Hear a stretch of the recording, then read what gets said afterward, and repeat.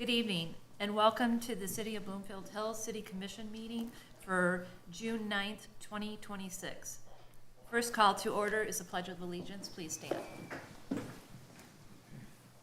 I pledge allegiance to the flag of the United States of America and to the republic for which it stands, one nation, under God, indivisible, with liberty and justice for all. Okay. First item on the agenda is the consent agenda. Does anybody have any questions, comments? Yeah, I do. In the minutes, I looked through the list of the people who spoke in regards to the Hickory Grove Losser study. We had a whole room full of people. And of the 6 that are noted, I just wanted to inform the commission that 4 of them are in 48302. Not in our city. And I'm not sure if even some of those 403s are, but Amy, do you have some detail on that? None of the people that spoke at the meeting are from the city. So none of them are. Also goes into the township. So the individuals that were here last month, all of them were township residents. That's what I wanted to point out. Thank you. Do you have anything else, Commissioner? Their address reads 304, but is that the case? Even though they're 304, they really are. Okay, Yeah. thank you. Any other questions, comments? I might, hang on. Sandra, on page 3 of 8, kind of in the middle, it says miscellaneous professional services, 102, 123,000. Are those legal fees, law fees? Using, is this for, So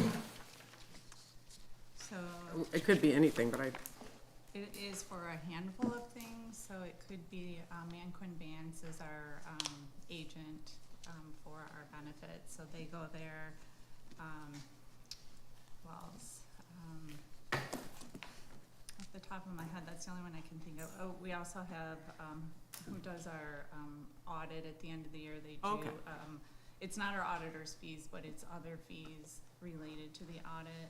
Disclosure statement goes in there, but no, to answer your question, the legal fees actually have their own line item or their own department. right, I saw there was, but I didn't know if it was added in. Okay, No, that would be on page 4. thank you. Yep. Any other comments or questions? I had just a couple as well. Chief, I've noticed, for the record, I want to make everybody to know that you are making a concentrated effort on Woodward Avenue to try to reduce the speed and everything. You had 211 traffic stops resulting in 139 citations, 2 arrests for reckless driving. So thank you for your efforts on that. I know the residents of the community are happy about that you're out there.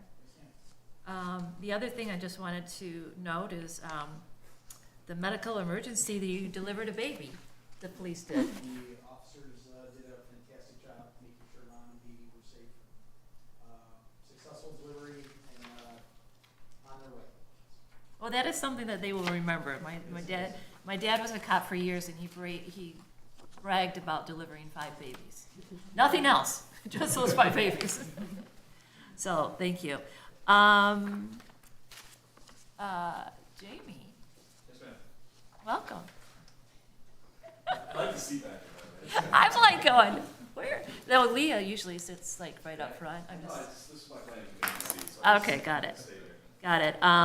So we're gonna, I'm sorry I missed the last meeting, but I see mid-June you're gonna finally start the Chesterfield culvert. Yeah, letters have gone out, and the contractor is gonna start mobilizing, and as early as next week, that road will be closed. And then for the work, it'll be open for dream crews. Is it just, we put up road closed signs, or how do we, what's the procedure for that? So there's a whole series of signs, because we don't want people getting all the way there and Right. watching the road closed. So there's detours posted, and there's signs up to say road closed ahead, and to shift people off the street before they get there, or turn around at Lake View or up through one of the other subdivisions. So up at Woodward, there's signs, and down at like Lowell Core, down there, those signs will be closed. There'll be signs as well. Part two, okay. Yeah. And then the residents they'll figure their way out coming from which way, for a little while. And then it's not a long project, but it's they all know Yep. that it's good, that it's gonna happen. Okay, great, I appreciate that.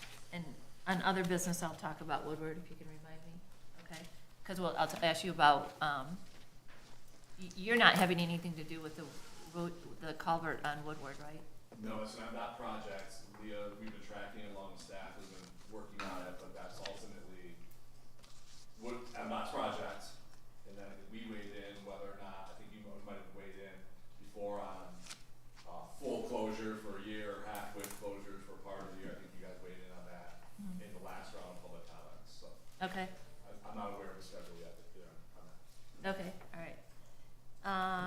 And thank you for Dave and Amy for the express waste service report that we had in there, It's so going well. it's going well It's for it. going well. You know, we're getting a lot of compliments actually from residents. Expressways. Okay, The change. So. okay. All right, good. Unfortunately, I was missed twice, as was 2 friends of mine, so I really appreciate Amy. You've really helped me out, so thank you. Everyone at the city that's helped call and follow up. And they did eventually come, so. I think you had 2 people at your house after we got the last phone call, so you have the supervisor that's making sure, so. Oh my gosh, that's so I know that nice. your And they picked up today, so I was road like is- so excited. Yeah, your drive makes it a little confusing for a new driver, and I think that was their issue, but I Yeah, think I'm it's resolved, sorry. so feel free to call anytime. Really appreciate it, thank you.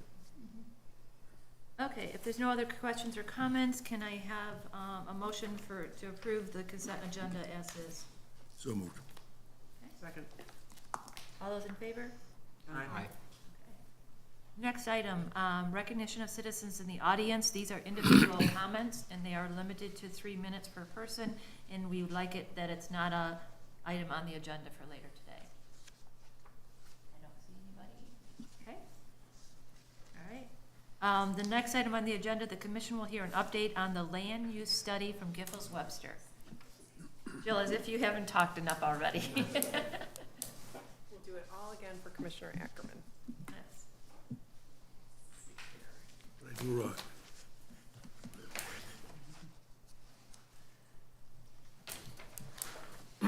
Okay, so,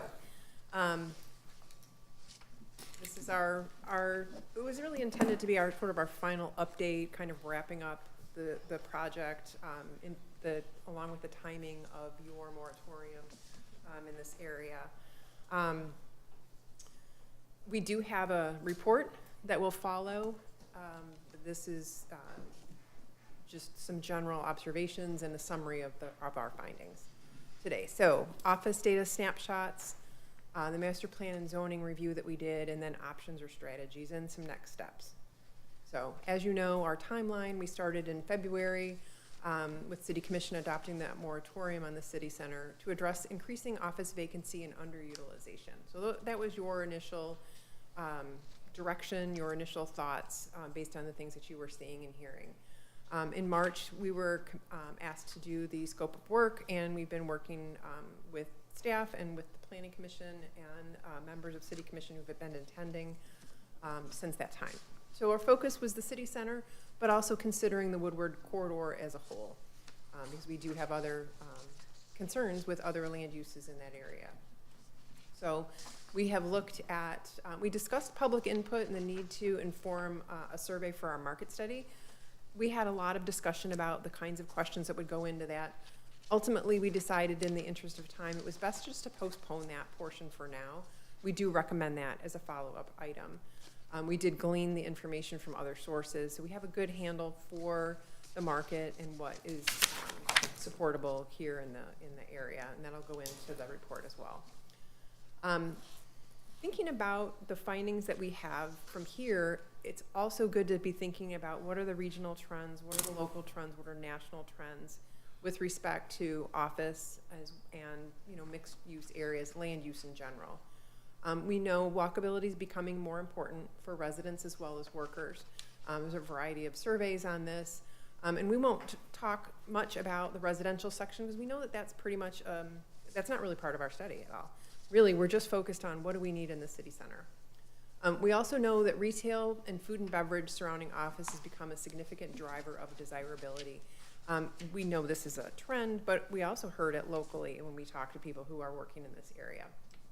And then aging office buildings, if we think about the buildings that we have here in the city, looking at their average build year for those different districts, C1, O1, and O2, you can see the average age of those buildings. And the needs, you can understand what the needs would be along with those.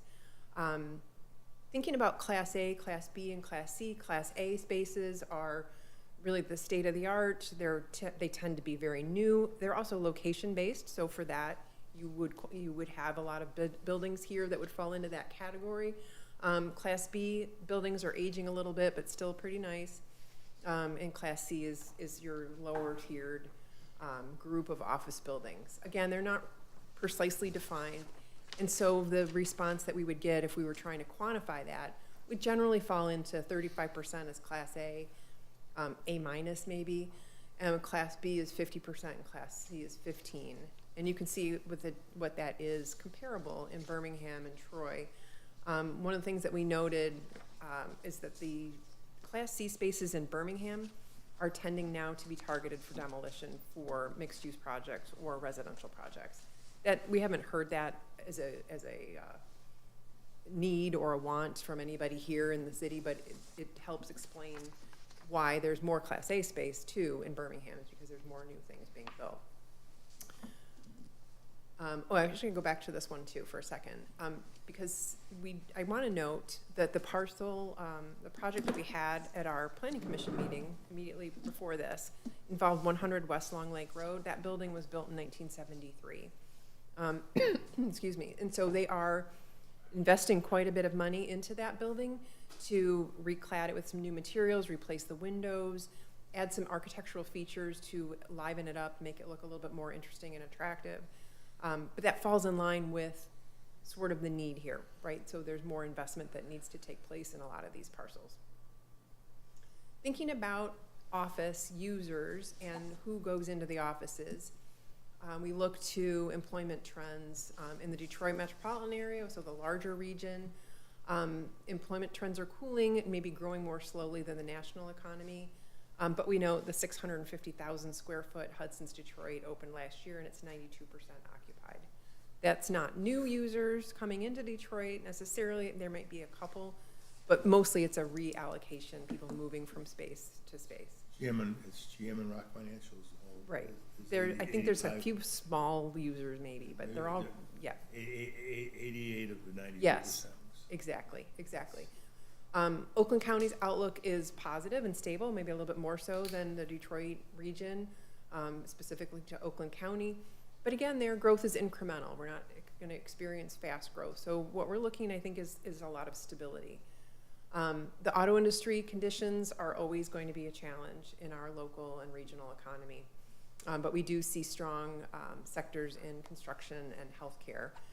And healthcare too, because of the aging, not only the aging population in the city of Bloomfield Hills, but aging populations in our region and our state and in our country.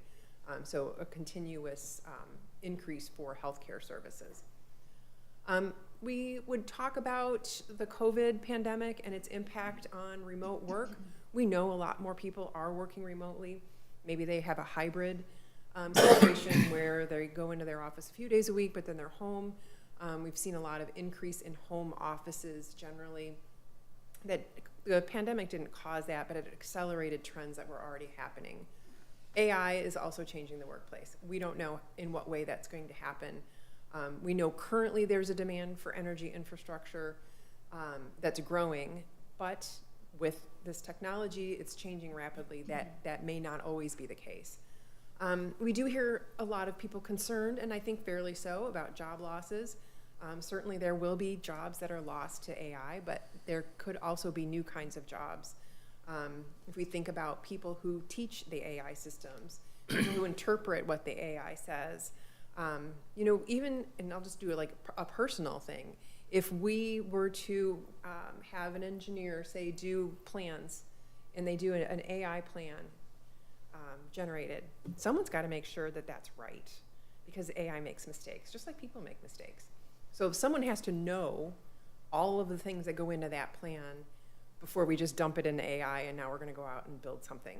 So getting to that, this is more of like a global AI question, but how do we get from those basic skills that we're taught from the people who are learning how to be engineers to that next level of oversight and management? There's gonna be a lot of training that's gonna be needed and a lot of people who are professionals to do that work.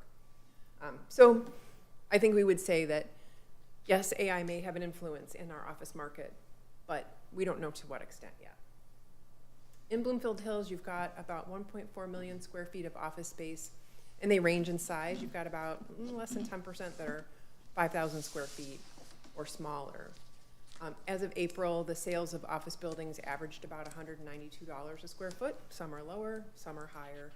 Asking rents are $23 to $26.50, which is similar to surrounding Bloomfield Township. It is sometimes hard to parse exactly city versus township versus other market boundaries, but generally speaking, the vacancy rates fell between 20 and 30%, which is significant, but not overly so and not tremendously different from most of the region. But you can see in trends. So we talk about snapshots in time, but we also want to look at what are the trends. So the trends show that there is small increases in vacancy over the last 4 years, as well as small decreases in asking rents. So we think that that's a trend, something to watch. So I can pause there. Are there any questions about that part of the presentation? So are you saying, can you Yes. just go back? Mhm. So you're saying right now we have 22% office vacancy? It is, yes. It's In the I city would say center? it's in the range, right. It can change. A space gets filled, a space leaves, so at a moment in time, it's about this, but you can see sort of over time, that's what's happening. So I would say that that's a pretty consistent, if maybe conservative number. Thank you. So once we have kind of an understanding of what the existing conditions are, and this doubles up, and I you know what, I should have put, I think you were all at the last presentation that we did last month where we talked about the walkabout and the conditions that we saw and the people we talked to. I think you were all there. I didn't add that in because I thought we covered it. But anyway, that's all to say, we have kind of an understanding of the existing conditions in the office market in the city center district area itself. Is the city center district renting that low? What's that? Is the city center renting that low? We don't know specific to that. That's a general in the whole market. Okay. Okay. So if we were to think about, well, what would we do next? What do we look to for the guidance for that? How do we make land use decisions? Well, we have our master plan. That's what that document is for. The master plan informs the regulatory language and the standards that we have. So our master plan needs to be solid so that it can guide zoning, and then over time the zoning ordinance should be amended and updated so that it's consistent with the master plan. So the context for the future land use plan in 2009 were these items, and this comes right out of the beginning of the master plan.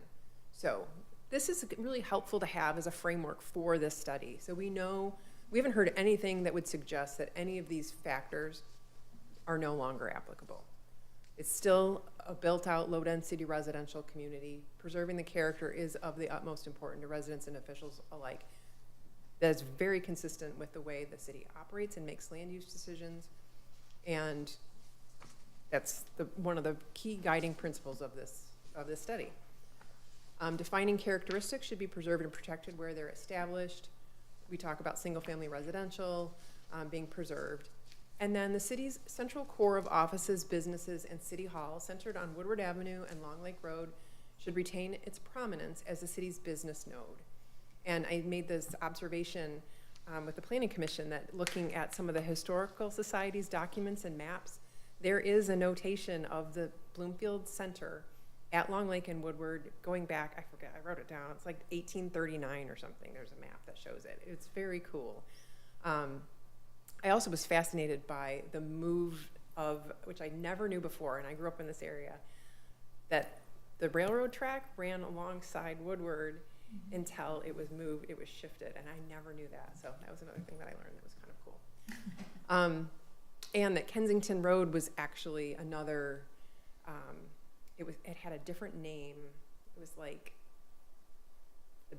not the baseline road, obviously it wasn't that, but it was something, Ballpark Road, or like some name for Kensington that actually had it being more of a center too, because it was right along the railroad tracks. It was very interesting.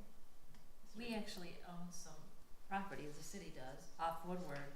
There's like chutes of property, and it was from back in the railroad, when Yeah. the railroad ran around Woodward, and the city bought the property because it was thought to expand the railroad. Well, then came the automobile. So we have Yes. these like strips of property we own. It's like, right, Dave? We did a study on it. That's cool. That's interesting. Yeah. Yeah. In the future land use map, which I'll show you on the next page, that's our illustrative idea, our guiding principles of what we're doing for development and growth in the city over time. That's always included in there is the text description of that. So there's a land use designation called the city center. And the context for that is that it's home to a mixture of office, commercial, and public uses. The city center is a focal point for residents, workers, and passersby. Current uses are predominantly office and some internal, small-scale, accessory commercial uses, a few personal service establishments, a hotel, gas station, and restaurants, municipal buildings and uses. Consistent with resident survey, the intent is for, there were some other things there, the intent is for the city center to retain its current character of primarily office with some limited and supporting commercial to meet the convenience needs of residents and office employees within a 1 to 2 mile radius. And noting that larger scale or regional commercial needs are met at numerous locations in nearby communities. So with that, this is an excerpt of the future land use map. This again is not the zoning map. This is the map that informs the zoning map though. There's goals called out here related to the city center, goal 1D and goal 2C, and those are to provide for a vibrant business community confined to the area where it currently exists, and ensure that site design requirements for signs, landscaping, lighting, parking, building design, and materials result in high quality building and site development. Now, well, I'll talk about that in a second. I did this last time too. The action items called out are related to city center, upgrade the site design standards, look at parking locations for sites, evaluate the need for a parking district, reduce parking requirements, and bury overhead utility lines. Those were called out in 2009. So we note that in 2015, design standards were added, and they provide the site and building design standards, landscape site treatment, and standards for miscellaneous structures and accessories.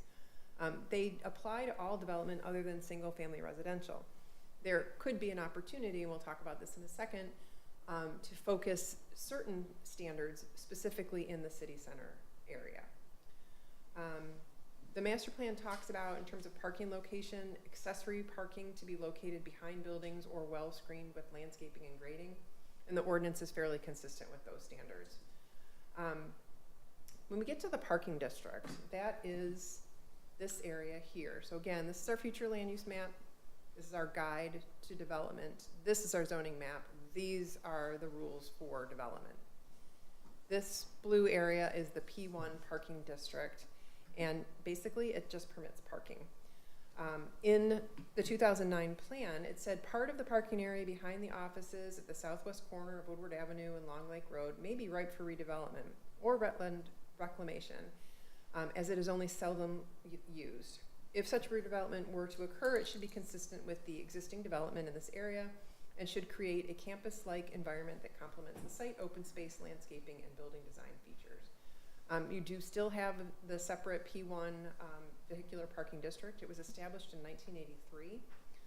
That's basically for parking for those non-residential uses which are not able to provide adequate space within their own district boundaries. It was amended in 2023, that section, to prohibit any additional properties being zoned P1. And then with reduced parking requirements, there was a note about construction of excessive, seldom used parking is expensive and not good for the environment. There were, and it goes on, the last time the parking section 24-230 was updated was in 2010. And it was to minimize front yard parking and to relocate driveway spacing provisions for improved organization. And then there was a slight wording change in one of the subsections where the planning commission could require additional landscaping where any front yard, and the word any was added. It doesn't appear that the parking standards were updated since that master plan was adopted in 2010, since those other ones were done in 2010. There could still be opportunities there. Additional notes from the master plan. Cranbrook has highlighted several times, noting its National Historic Landmark designation a couple of times. And then there's one other mention of historic structures when it speaks about historic walls along roadways. So our note was that the city is rich with historical buildings and structures, many of which are located in the study area. Those buildings and structures add character of the city and may benefit from both protection and flexibility in zoning standards, particularly with respect to non-conforming conditions. So the city has done a very nice job of looking at and reviewing the master plan every 5 years, consistent with state law. So 2014, 2019, 2024. It was reaffirmed essentially as is, with only updating action items each of those 5 years. So these were the 5-year action items from 2024. We're still trying to bury those utility lines. That is something that I think will always probably be on the list because of the high expense and cost of that. Ensuring high-speed internet is available. Evaluating the city and zoning codes to improve processes, reduce costs, and et cetera. Promoting tree protection by updating the tree replacement requirements, controlling invasive species, and keeping current with state and federal laws. And also pursuing beautification efforts. That one spoke to obtaining grants and things like that to beautify the city in certain areas. So that's sort of the wrap up of the master plan. So we look there to say, well, what if we were going to make any recommendations or changes, we would want it to be based in this master plan, unless there were things that we'd learned in the findings of the market research and the existing conditions that would suggest that things needed to be looked at again in the master plan. So with that, some strategies to consider.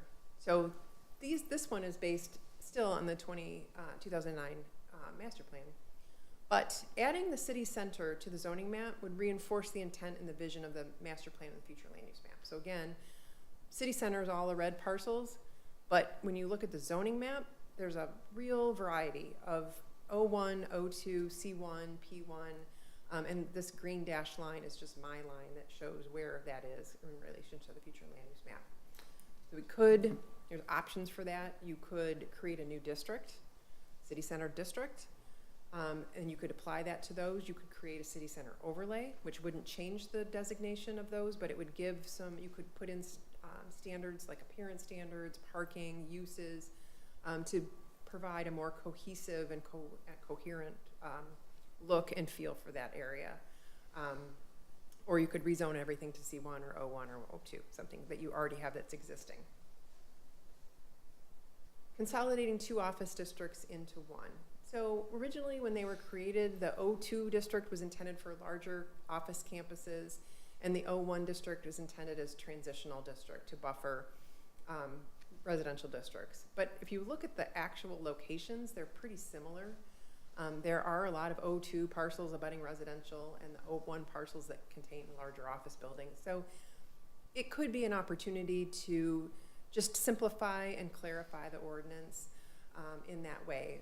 Many communities actually are looking at ways to consolidate or collapse their zoning districts because they're finding the same thing. They have multiple districts that are pretty close, but it's resulted in very complex ordinances. Your ordinance isn't that complex with 2 office districts, but that could be an opportunity to just make things a little bit more coherent and cohesive, looking at setbacks and uses that are permitted, while also being mindful of not creating a bunch of non-conforming buildings and structures as well. So it sounds easy, but it can be a little bit challenging. If we started looking at the uses, and again, thinking back to this map here that shows all the different parcels in their zoning, you can see how uses permitted in one building may not be permitted in the neighboring building if it's zoned differently. So the C1 district, medical uses are not permitted, but they are permitted in the office districts. Here, there's some that are right next door to each other.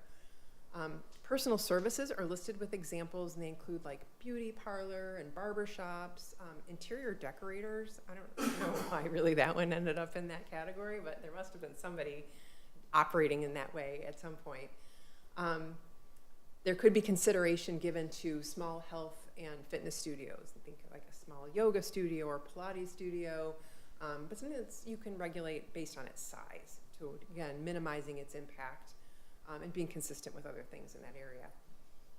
The O1 uses, the intent statement for this zoning district is includes the provision or the allowance of basic personal services, but they are not listed as permitted uses. So that may be a conflict that could be considered. Same thing with the O2 district. The O2 district, though, the Planning Commission can create or approve additional uses of the character of a personal service, administrative service, or limited retail business establishment. And what we would observe about that is none of those terms are defined. And so that can lead to uncertainty for an applicant, and it can lead to some confusion as the Planning Commission reviews. What would we consider limited? What do we consider a personal service? What do we consider an administrative service?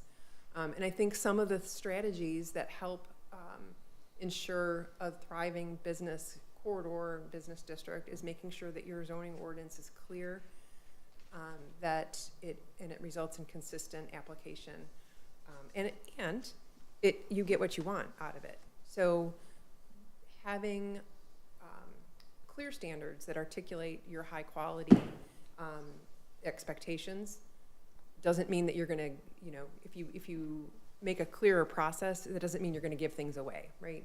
When you have a clearer process, you're going to tell people right up front what you expect. And so there's a measure of that you could consider adding in. The P1, again, that's this blue area on the map, which is 15 acres of asphalt. Sits behind Long Lake and Woodward properties. Again, you could replace that with a new city center district. You could add it into something else, or you could make it residential. That might be something similar to these Bardenwood condos that are here, that those are probably at least 40 or 50 years old, is my guess. So there could be opportunities to be consistent with that. Can I ask? Yes. When you say limited retail, what has been limited, Dave? Can you help shed light on what has been limited? What's considered retail allowed in the O1 district? Or what do we have now? I mean, the only retail we really have is where the old Fox and House used to be. Yeah. That's really about it. But that's O1? Liquor store. The liquor store, yeah. C1. That's C1. That's all C1. Yeah. There's no So O1. you were saying in O1, it allows for limited retail. It suggests, in O2, it suggested that was permitted. Do we have any retail in the O2 No. district right now? No. And even within a larger building, probably not. No. No. So that'd be like someone putting a Starbucks in their office building? Yes. Okay. Sorry, I'm just No, trying it's to okay. get a sense of, Okay. sorry. No, it's okay. So other strategies to consider: simplify standards for clarity and ease of application. And again, this could be done just in the city center area. It doesn't have to be in all of the O1 and O2 districts or C1 districts and I1. But particularly in the city center where all these parcels are next to each other, there could be some value in making them more consistent with respect to building heights, setbacks, and things like that. Also, having a table is really helpful, but all of the footnotes that go along with it, then you're going back and forth. Is it D that applies? And you're looking back at the list and trying to understand that. For easier navigation for property owners, it could be helpful to have that in a different format. I notice a lot less parking capacity is being used. Yes. Especially on the, Next one. what I view as my southeast quadrant, what I call this. Have you seen other communities where they built some type of building use or commercial use, you know, that won't hurt the office? Maybe, like the type of restaurants that would be open more in the evening, and it doesn't affect, I mean, have you given any thought to that for the, what you call the parking area? The 15 acres, which is clearly where the fur company is gonna have to work out, should, whoever buys the fur company wants to use it for a real use, should be working in arrangement, even with the help of the city, in the form of property taxes, dirty word, and build out there. I mean, I just can't imagine it. You understand, am I passing you I think- by? Or, Yes, so are you asking residents about, behind there that really objected to that being a bigger building, you mean the Annis Fur building? the Dietrich Fur The building? Fur- They all came in droves there. I'm not asking for having a bigger building, I'm asking for putting some. Well, I like that they've also come in concerned about the restaurant. About a restaurant. We just have to there. be cognizant of the residents. I mean, they're behind next, there. they're next to hotels, have been there for a long, long time. Right. And that's had that, you know, that was a much more active hotel 30 years ago than it is today. Really, when you think about it, I mean, I look at that Annis Furs, or whatever they call it, Dietrich Fur, and it just seems to me that if they wanted to have, you know, an office there, because it's right next to an existing office building, and they had a shared parking lot with the 15 acres that's already parking, that it would alleviate a number of problems and make that location a very attractive office site instead of a second-tier hotel or restaurant. I'm just, you follow what I'm saying by that? I mean, it's like, because I think that what they brought to us in the past was something that was pretty unacceptable. And, I mean, I just don't know. I mean, and if you do that and you had the right buyer and user, like we had a company office there, you know, you might find other land that presently isn't available, like restaurants that's closed across the street, that at some point I'm gonna ask the question is, when can we demolish the building that's been vacant for 2 years? It looks like, it's a trek in the middle of the city. And I don't understand. yeah, I don't understand why we've allowed that building to continue to be there. And it's, you know, it is not vandalized, but it really looks like it should be. What are our options, Dave, do you know? Do we have any options about doing something with that building? Well, it's zone commercial, C1, I believe.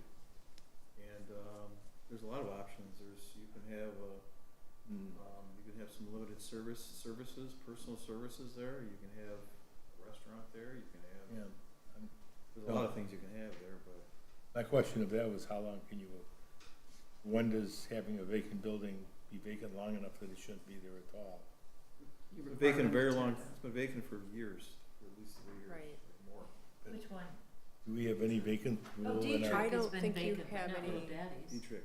Little Oh, you're Daddy's. talking about Little Daddies or Little- something? Little Daddies. Yeah. Oh, Little Daddies, I'm sorry. Yeah, it's probably been vacant for about a year and a half.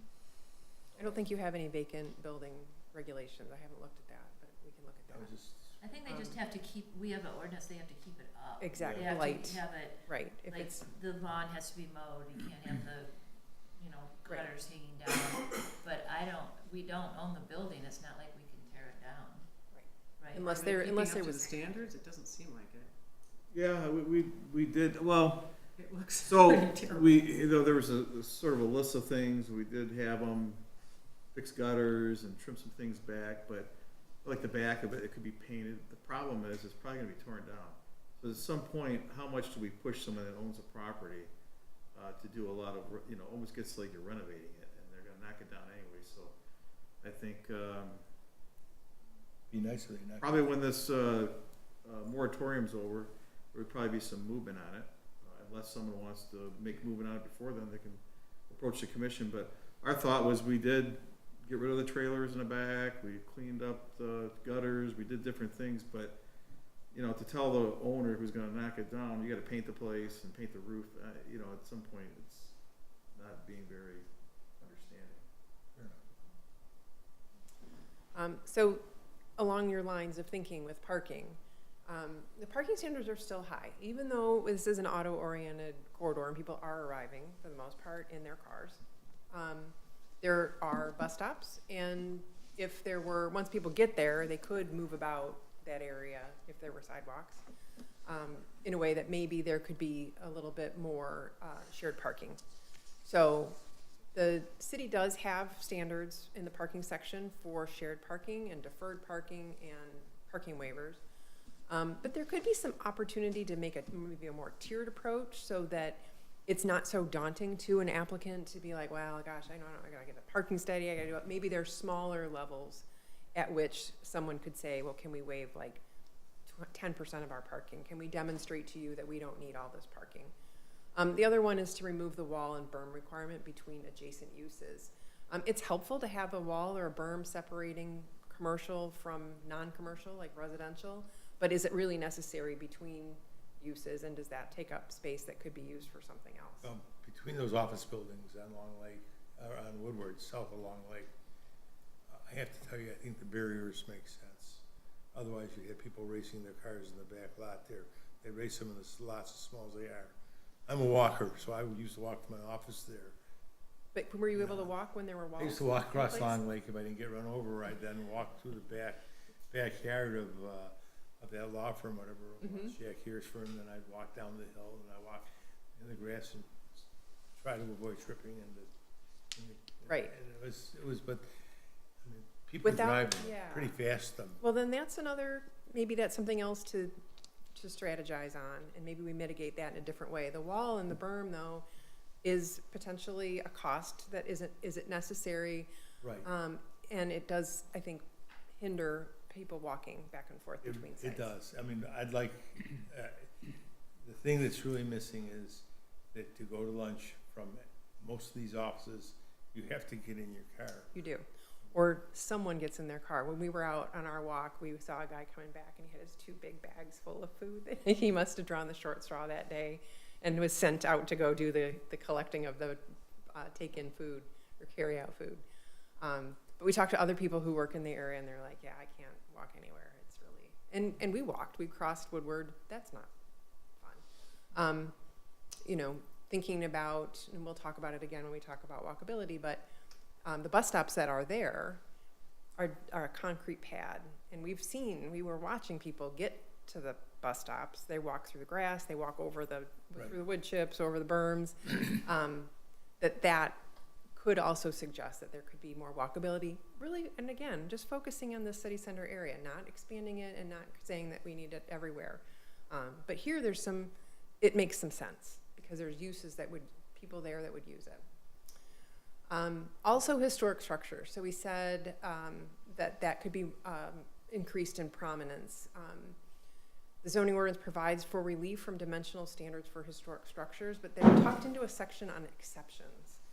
So they could be overlooked by people who don't read through the ordinance page by page like some of us do. The section applies to buildings and structures deemed by the City Commission as historic buildings or buildings of architectural value. So you could create a whole new section in the zoning ordinance dedicated to historic structures and buildings where we offer guidance on how buildings and structures can qualify, encourage renovation and retrofitting, and provide standards in a clear and organized manner. You know, Can I ask how this applies to our moratorium in the office space? Or it's part of the larger corridor that we were. are there asked to some consider. historic buildings in the Yes. city center that, Oh, in the city center? yes, well, that we're there- studying right now? No, not that we haven't been done, but there was the Bagley. The Bagley Inn and And also then- the DeBoer building right across the Right. street, that's a kitty corner one. Right, and they had to go Um, through with the use variant. I don't know what the other one Bagley did, but the 130 went through the use variance process, which was quite an ordeal. It was, I remember that one. So again, if we value something, let's make an ordinance to allow for it. And a little bit of proactive, I think, approach here with those is like really trying to go out and identify where are our historic structures and buildings. The Historical Society has a lot of great information. They've got like the little biking tour map that you can go on. There's a lot of good stuff there. But being a little bit more proactive with that, there might be a case for being more proactive about certain sites and buildings that you want to see filled with certain things, even. I didn't even get to that part in the rest of the strategies, but creating some kind of an economic development effort could be something that you do. That's, again, a little bit farther, obviously, than what we were doing here. But once you get us going, it's hard to stop making suggestions. Other strategies to consider, the project at 100 West Long Lake, the architect, Mr. DeRozier, talked about a outdoor deck that they wanted to do originally, and they felt that they didn't ask for that. It wasn't on their plans, but they felt that that wasn't going to be received, so they removed it. But that could be something that is permitted.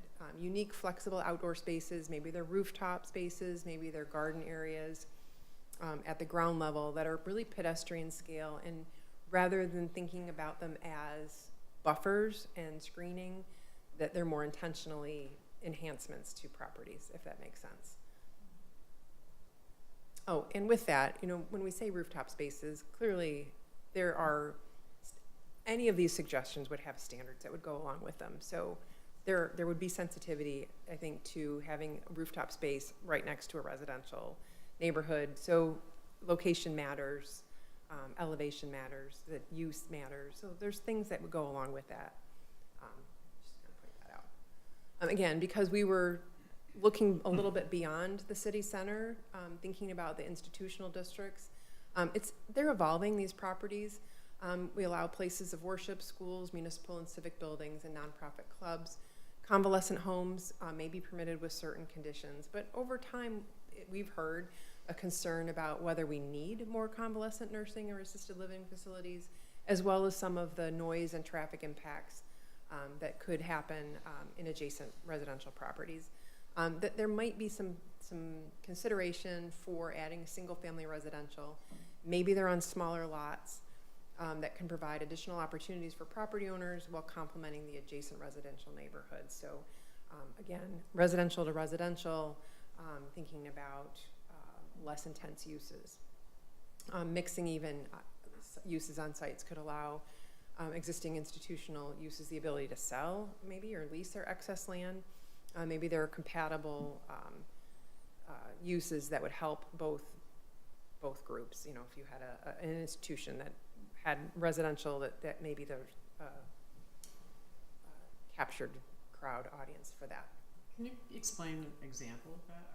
I'm not the last one. Mixing of uses, not On anything. an institutional site?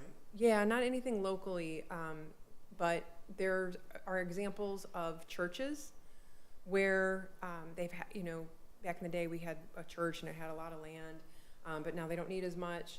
So selling off some of that land and building residential, often they're people, they're members of the church.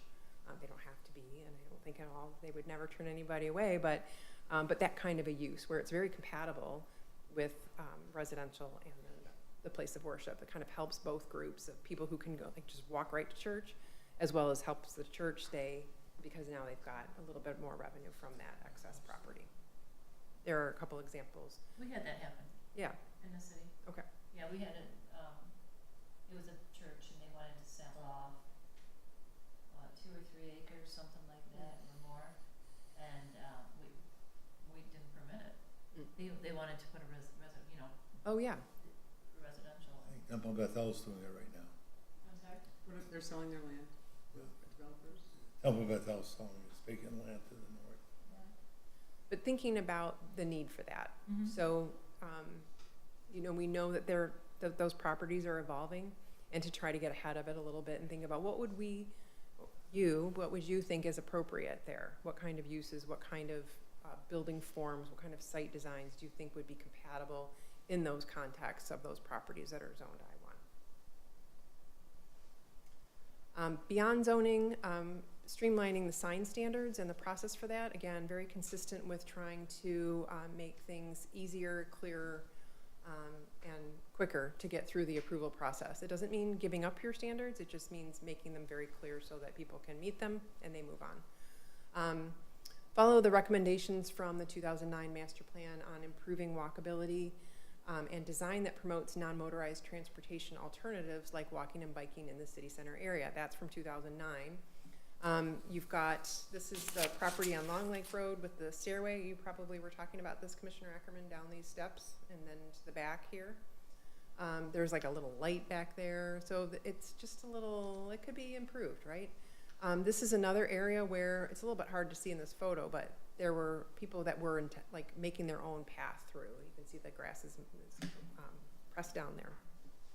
Somebody has a business or whatever, has a picnic table, like, it's like this. Yes, on I the think side. I Did you had that see in it? my last slideshow from last month. It's kind of sad. Like, It's sad, it's like, just there. I Like they know.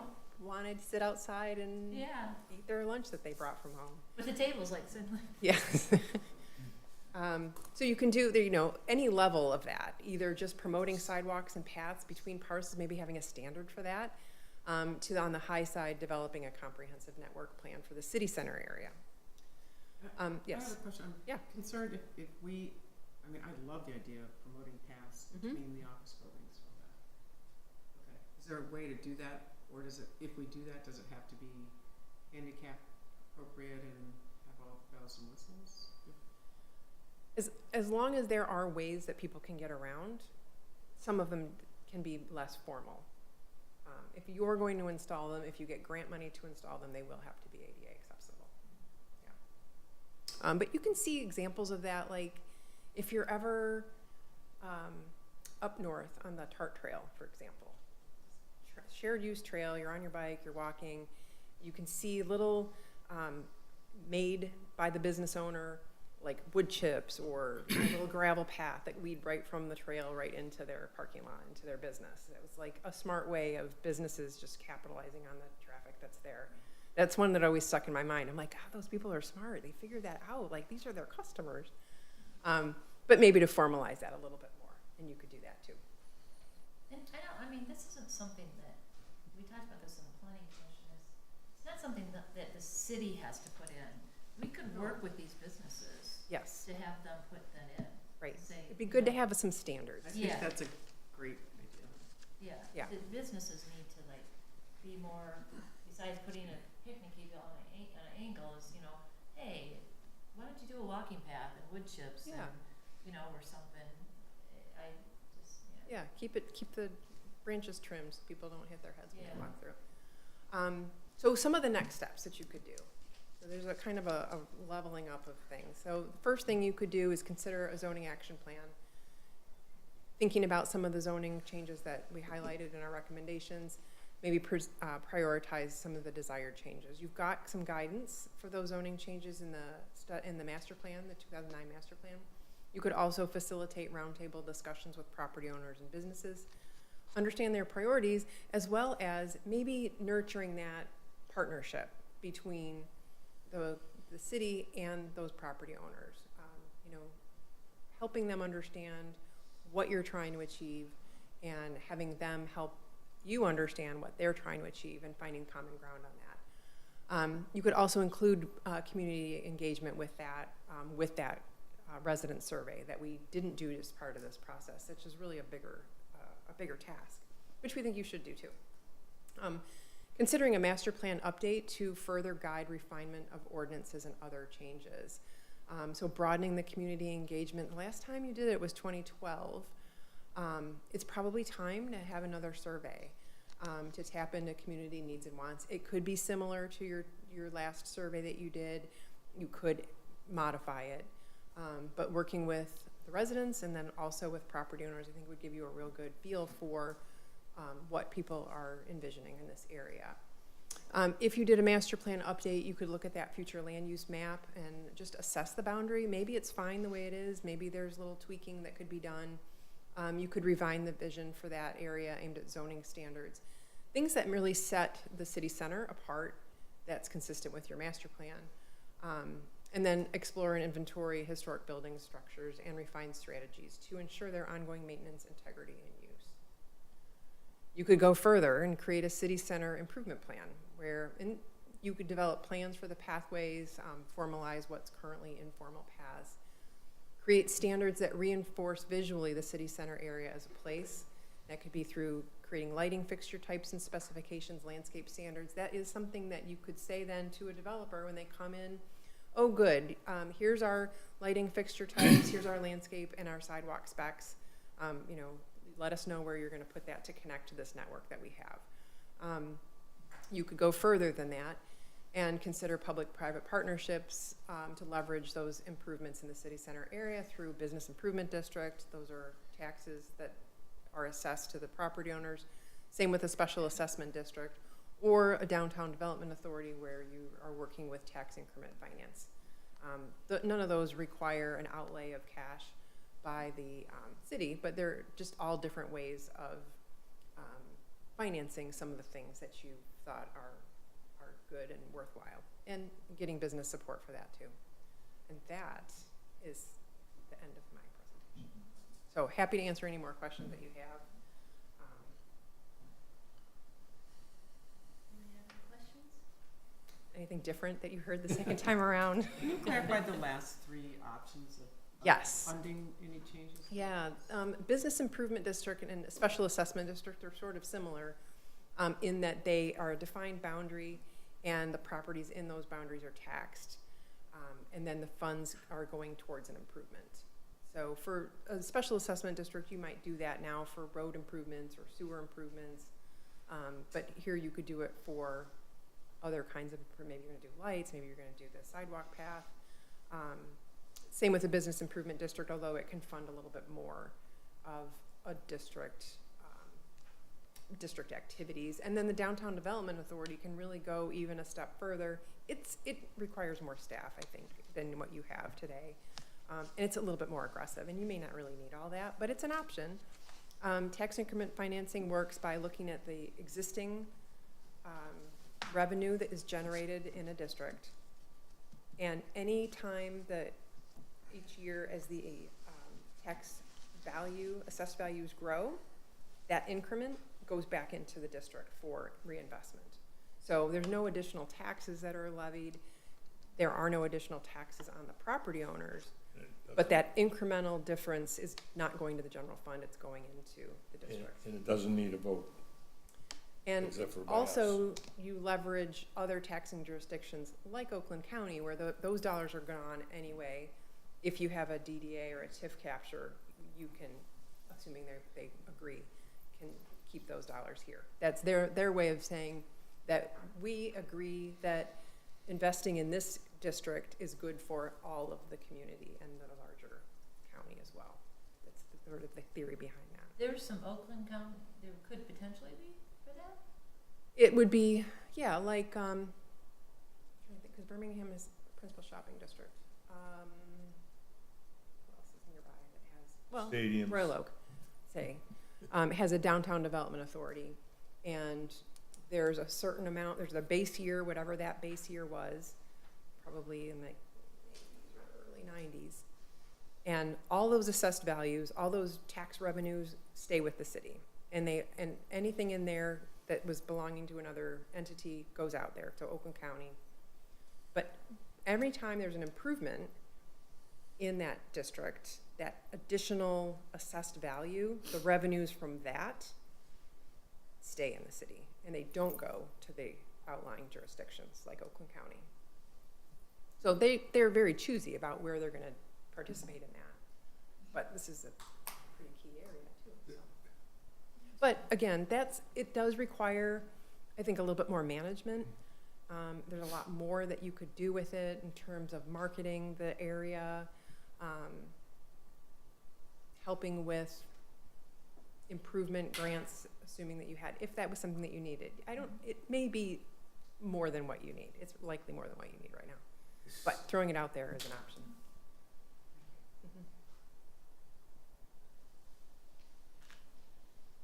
Any questions?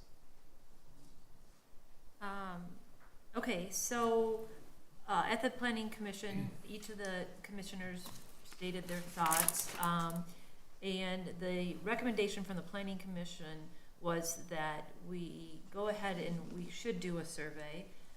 We should use someone like Cobalt, which is a reputable, survey company, and they have other information. And so that was one recommendation, is to what we would be doing is, asking Dave and Amy to go ahead and find some survey companies, Cobalt being one of them, because they've already done ours, and get some bids out there and find out just how much it's gonna cost, and then come back in front of the commission. And this would be surveys from our residents, so that you guys know too. The second thing that came up, that the planning commission is everybody was agreeing that we probably need to update the master plan, and we need to, some of the suggestions of elevating, you know, the historic district and all that, that's kind of buried. That they thought that, yes, we need to take a look at that. So that was the other one. We probably need to get a quote on what that would be, right? To do that, or no? I don't think, to redo the master plan? We don't have to do that? Okay. I mean, So that was, we can discuss that. those were the two main topics that, the third one I would tell you is, they gave a recommendation that all of this information should be on our website. That we need to share it with the community and let them know. So, given that, do I need a motion, Mark, on just to tell Dave to go look for it, or no? I would suggest that might be the case. Also, just a reminder about the moratorium.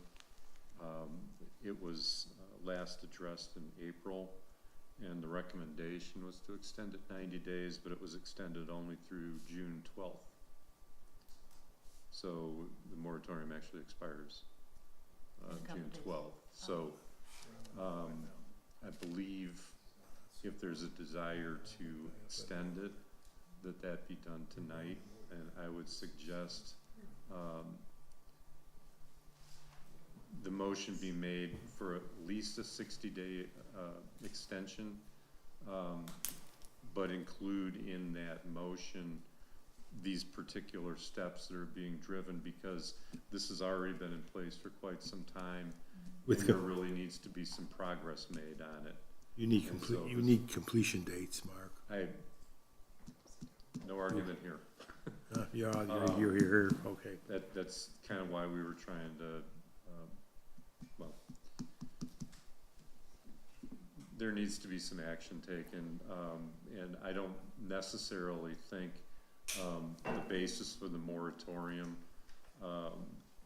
as I understood it when it was initially implemented, I don't think it needs to wait for an amendment or a review of the master plan.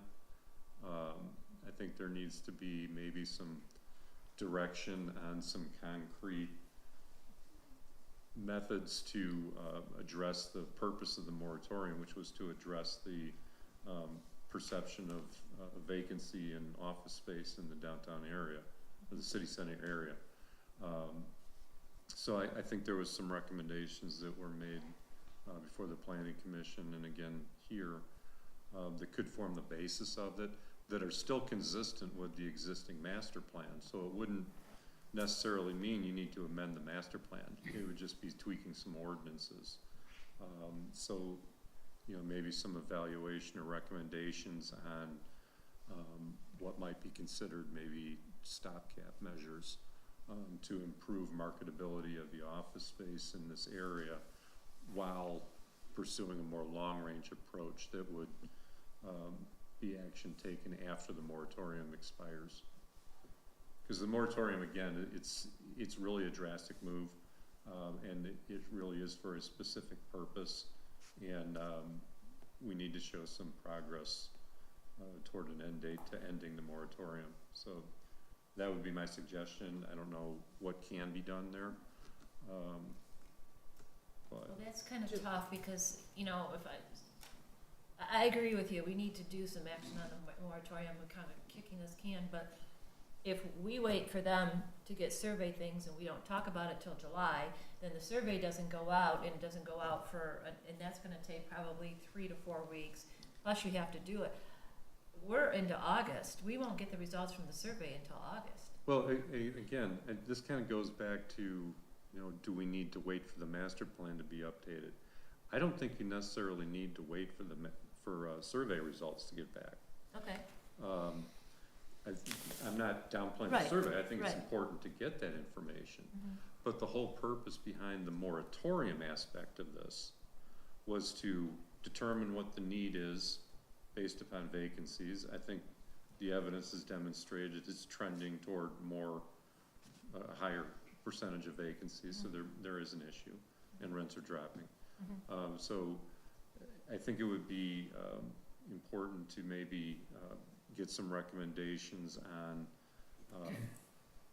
tweaks to the zoning ordinance that may allow some other uses that might fill up some space. I know there was some discussion of not medical offices, but also, you know, the more personal services, yeah. And I think, you know, a nice way to do that could be gradually doing it, so saying that there's certain things that are permitted when they're lower than a certain size.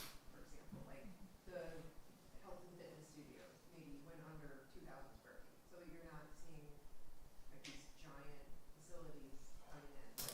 That's just. Well, we have a problem with traffic, and I think Lifetime is a big problem, a big contributor to the long leg traffic. I've got a number of people, you know, they've got hundreds of people going there every day, every morning. This is a much, like, thinking of that as a much smaller scale, not that big. I think you're talking about like yoga or Pilates studios, and there's only, you know.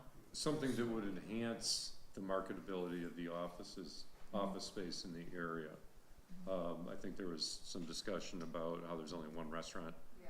You know, maybe more restaurant space, maybe an ordinance tweak could Right. encourage that.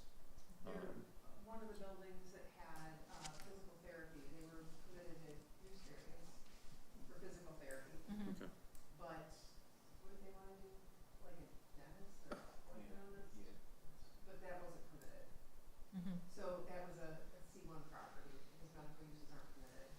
And it seemed like, it was, you know, we thought, well, gee, we already allowed, you know, city already allowed this through this variance, this physical therapy, but now we can't use it as something different, it had to be just that, and it was very specific in the minutes.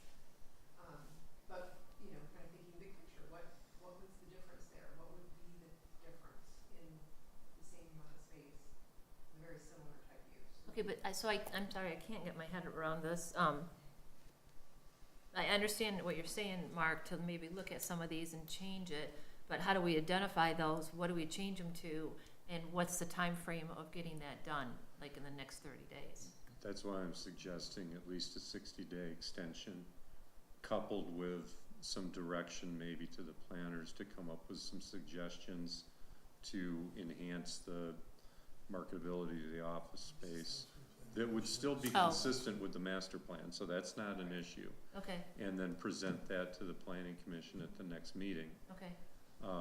And then this would be part of the motion to extend the moratorium. It would just make the moratorium more defensible, because we're now taking action. We've been studying it for this period of time. But now this is driving towards some action being taken. And it may just be initial action, there may be further action taken, but that could be done post-moratorium, so. Thoughts, other commissioners? I remember you saying that allowing new office cannibalizes the old office, right? So, Potentially, I think it would be something to be mindful of. so. Kind of.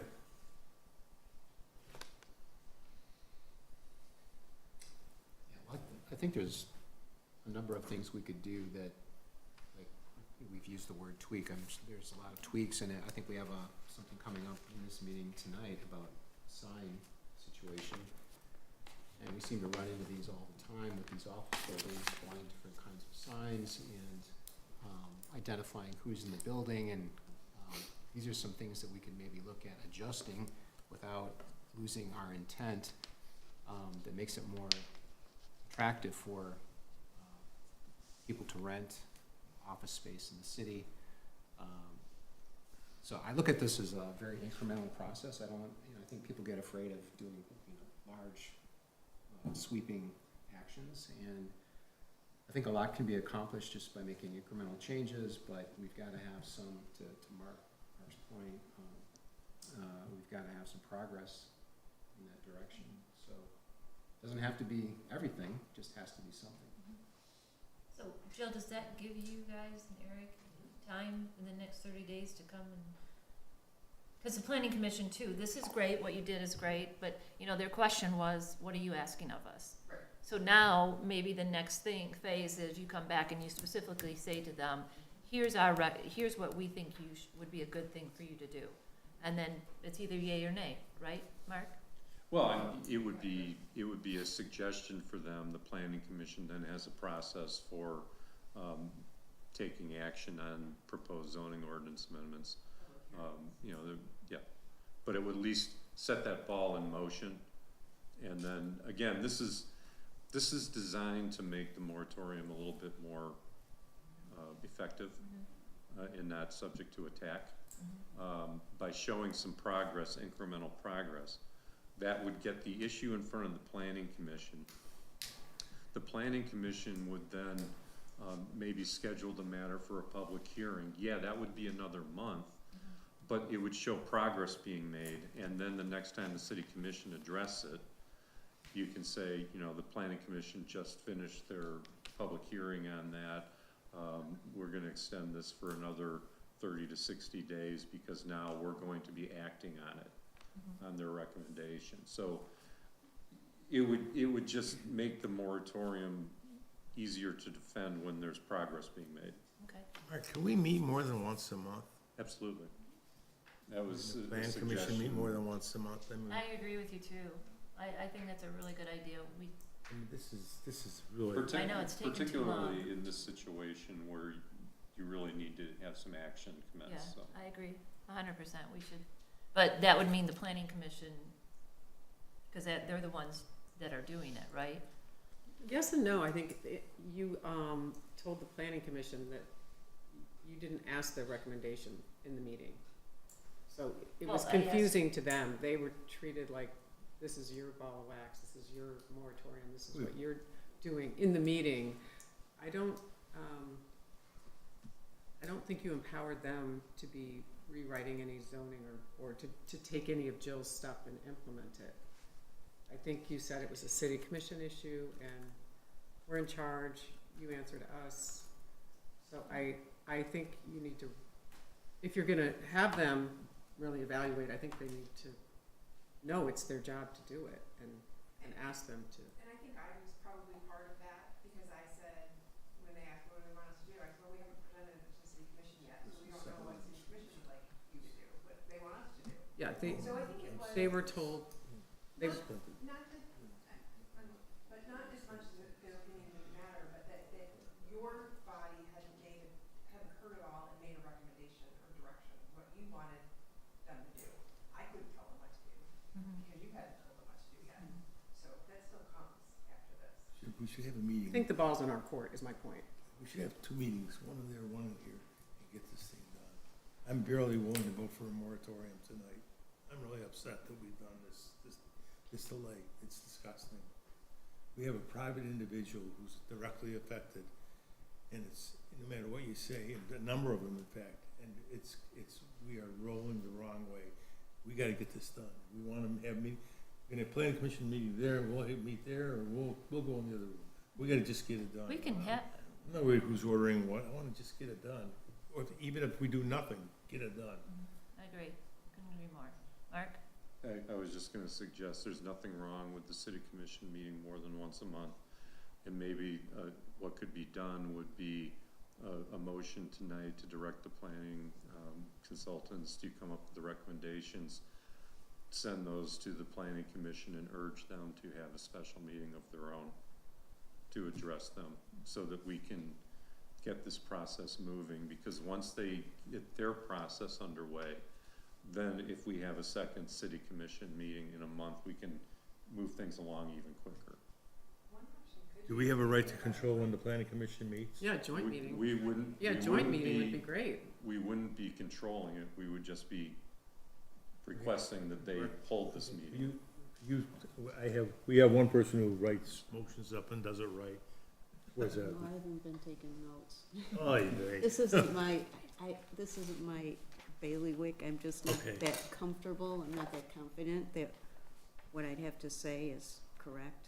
I've been taking notes, but I don't feel So- confident in making a motion. You could consider a joint meeting with the planning commission. We want to talk about ordinance language and feeling comfortable with that, and then asking the planning commission to then hold a public hearing at their next meeting.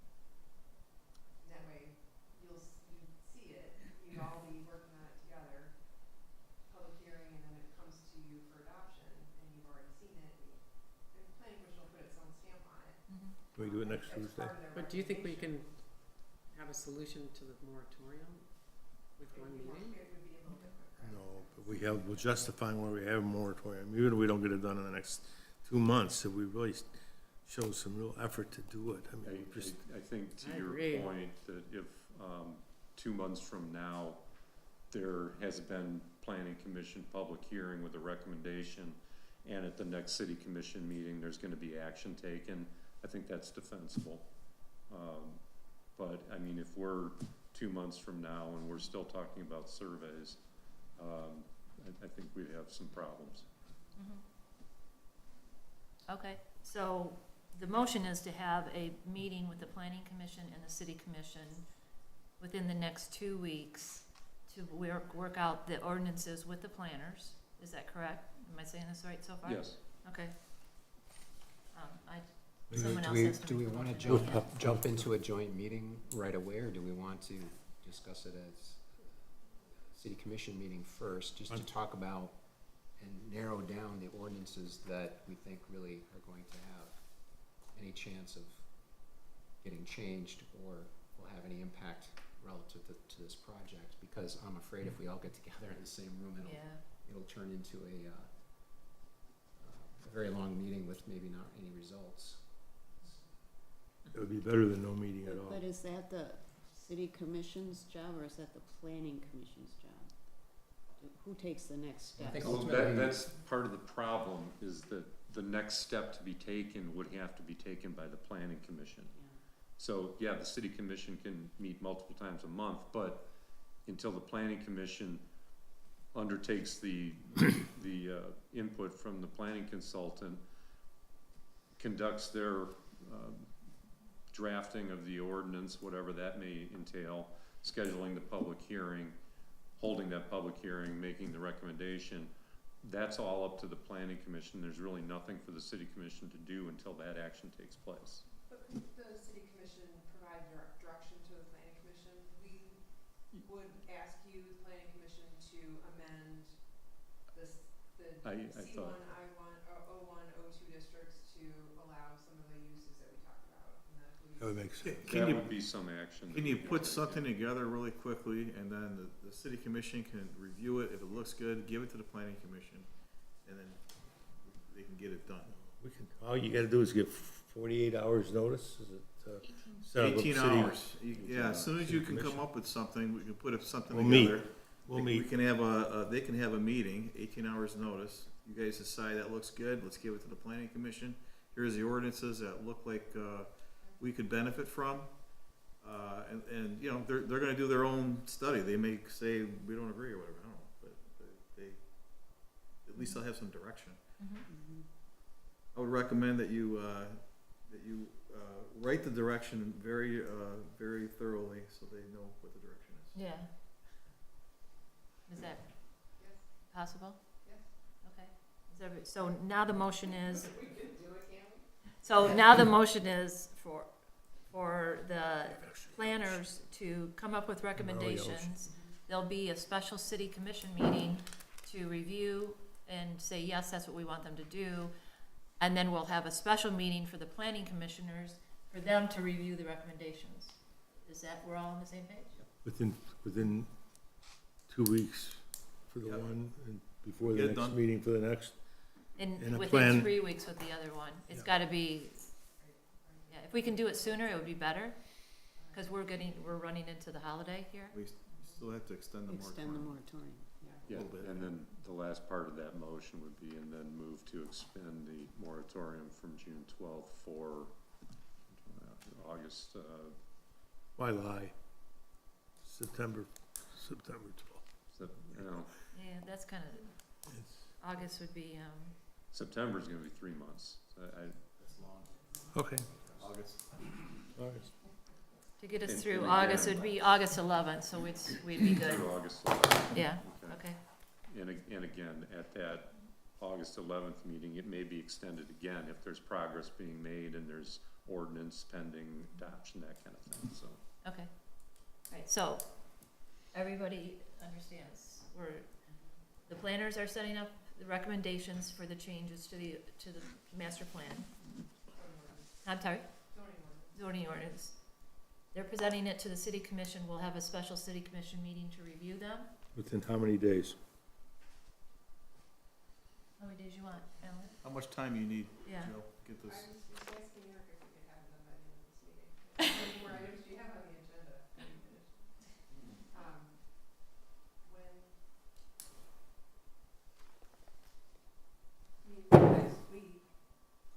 That's good.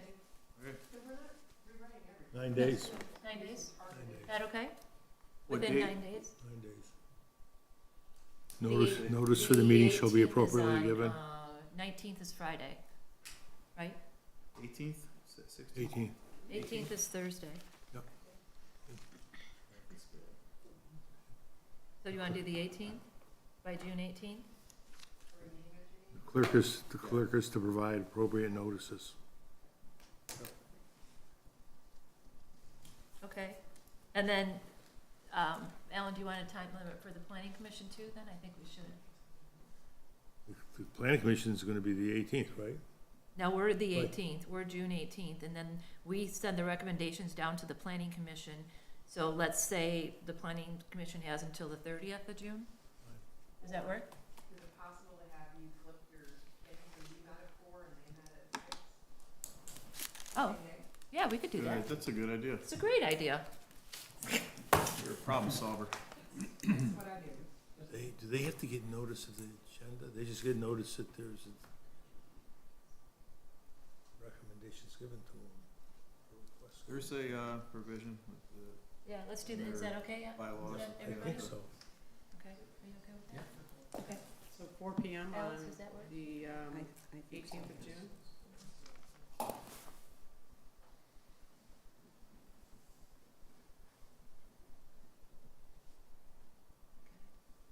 All right, do I need to re-sign the, everybody have the motion, or Amy, do you have I it? got it. You got it? Mhm. Okay. Can I have a second? Second. All those in favor? Aye. Opposed? Okay, motion passed. Okay, next item on the agenda is the commission will consider the request of the property owner at 4701 and 4705 Woodward Avenue for a variance from the sign ordinance to construct a new sign on the site. All right, I'll give Jill a little bit of a break tonight. So my name's Eric Peach with Giffords Webster. The next item on the agenda is for a proposed sign addition to an existing sign at the location. This is within the O2 zoning district, also known as the JFK development site over the last few years. And it's zoned O2. And so what's before the commission tonight, city commission, is the planning commission heard or took this into consideration at their meeting earlier this evening and did not support the request for the sign addition. The reason being is because what's proposed is the tenant name within the building, and the ordinance does not permit that. So from the planning commission's perspective, because it's not allowed, they did not approve the application before them, and so the applicant is here this evening to appeal to the city commission. This is just an aerial of the site, and the location that we're focusing on tonight is right here along Woodward Avenue, and the entrance to the site. There's an existing sign structure there that consists of the address numbers solely. So it's 40701 through 40705. This was an approved sign back in June of 2024 as part of an overall comprehensive site sign proposal for the overall site. So this was the monument sign that was proposed, and again, it was approved by the planning commission and the city commission, and it was stated within the minutes that no tenant signs would be included on this monument sign. So what's before you, what you see here that's current today is in agreement with the ordinance, permissible by the ordinance. But what's proposed is a tenant name on top of the sign. So when we look at the dimensions of Chapter 16 and what's permissible for sign standards, everything that you see here is permissible in terms of the height, the width, and the area of the sign.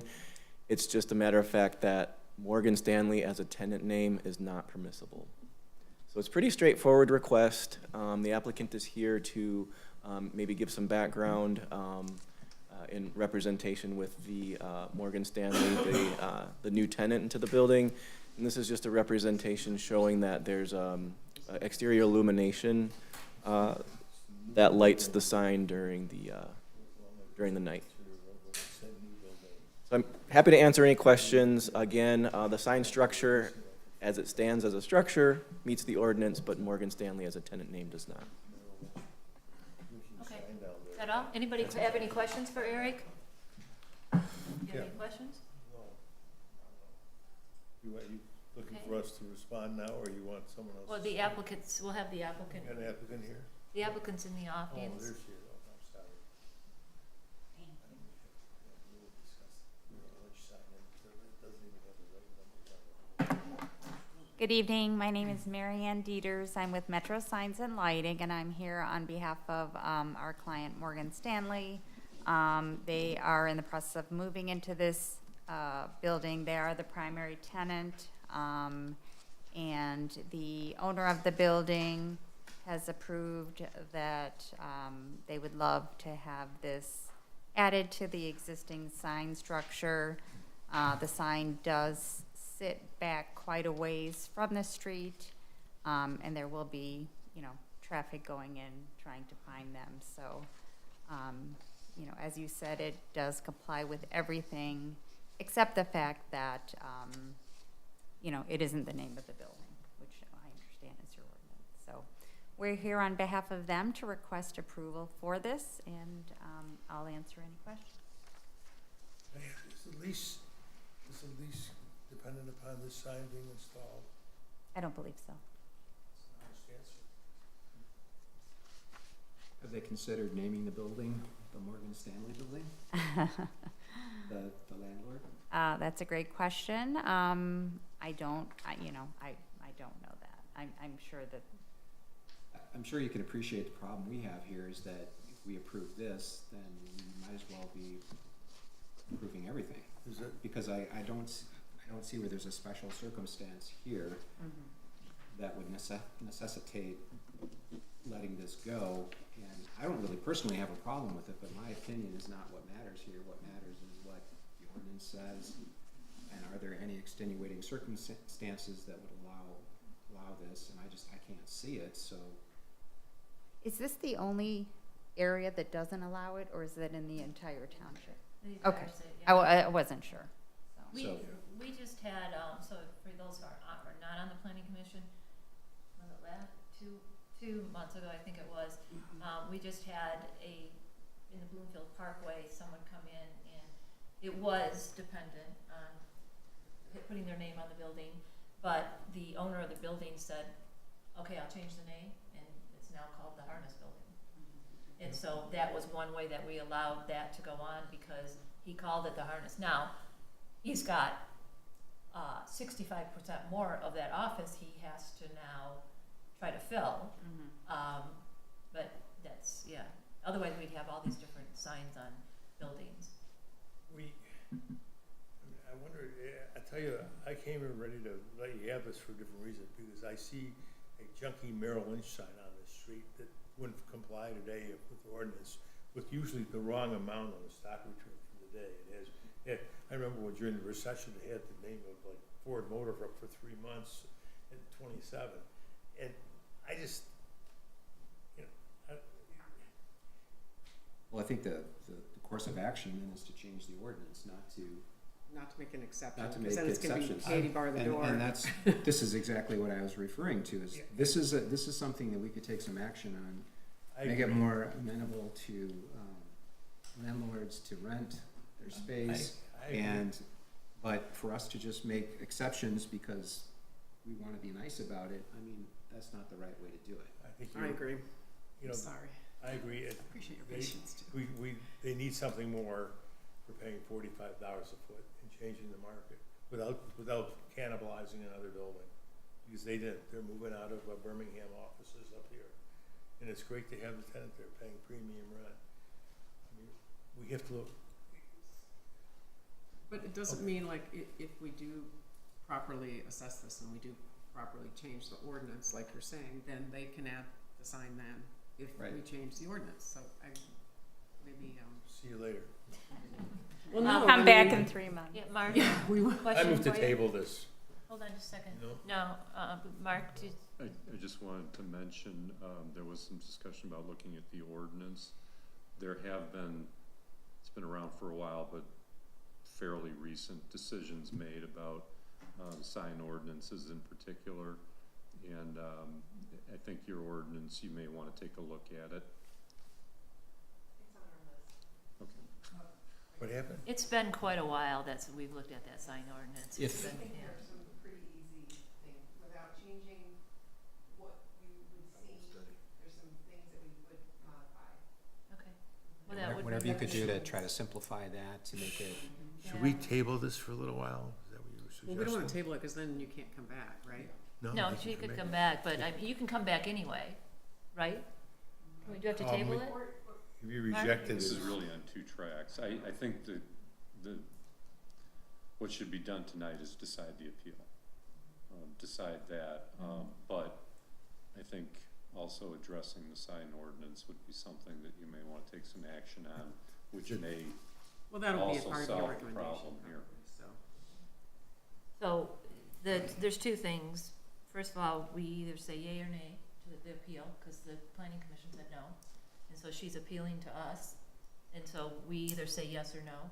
okay. And then the next steps will always be, we're gonna, as a recommendation, you guys come back to the planning commission saying you need to take a look at your sign ordinance. Okay. So do I have a motion? Motion to deny. Second? second. Okay, all those in favor? I, Opposed? Okay. We'll work on it. Can you put these on a list and give it Okay. to us before the? The next before item, the meeting? Jamie, you're just running to get up here.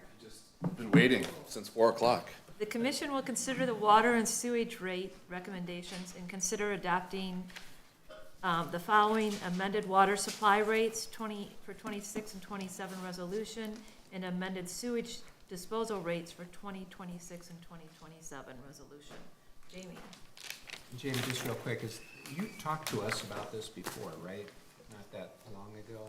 And is this just the final recommendation? or- So during budgeting and during conversations about Chesterfield Culvert and other projects in the award of the projects that we're doing to, clean up the sewers up there kind of in the far eastern corner, it was always a conversation about projects coming forward, coming up, and that we deal with during the rate setting. So the county on sewer and GLWA to SACWA on the water main.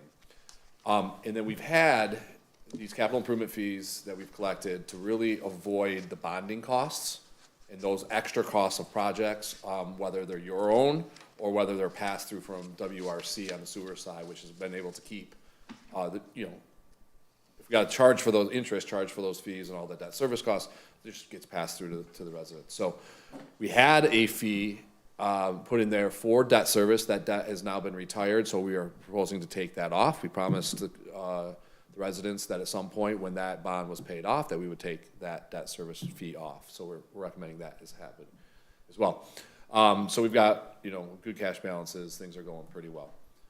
So I don't really want to jump all the way to the end, but really just I want to point out that of all these things to get over to the average quarterly bill, what's highlighted in blue is what you guys control, okay? Not fully. We meet with WRC and go through what they recommend every single year for water and sewer projects, water and sewer maintenance, and we work with them to facilitate that through, and we do a good job with them just kind of organizing that. So we're not trying to do too much too fast, or maybe the city will do some of it out of your reserves. You kind of just bounce back and forth and go there. So really, this is what where you're at.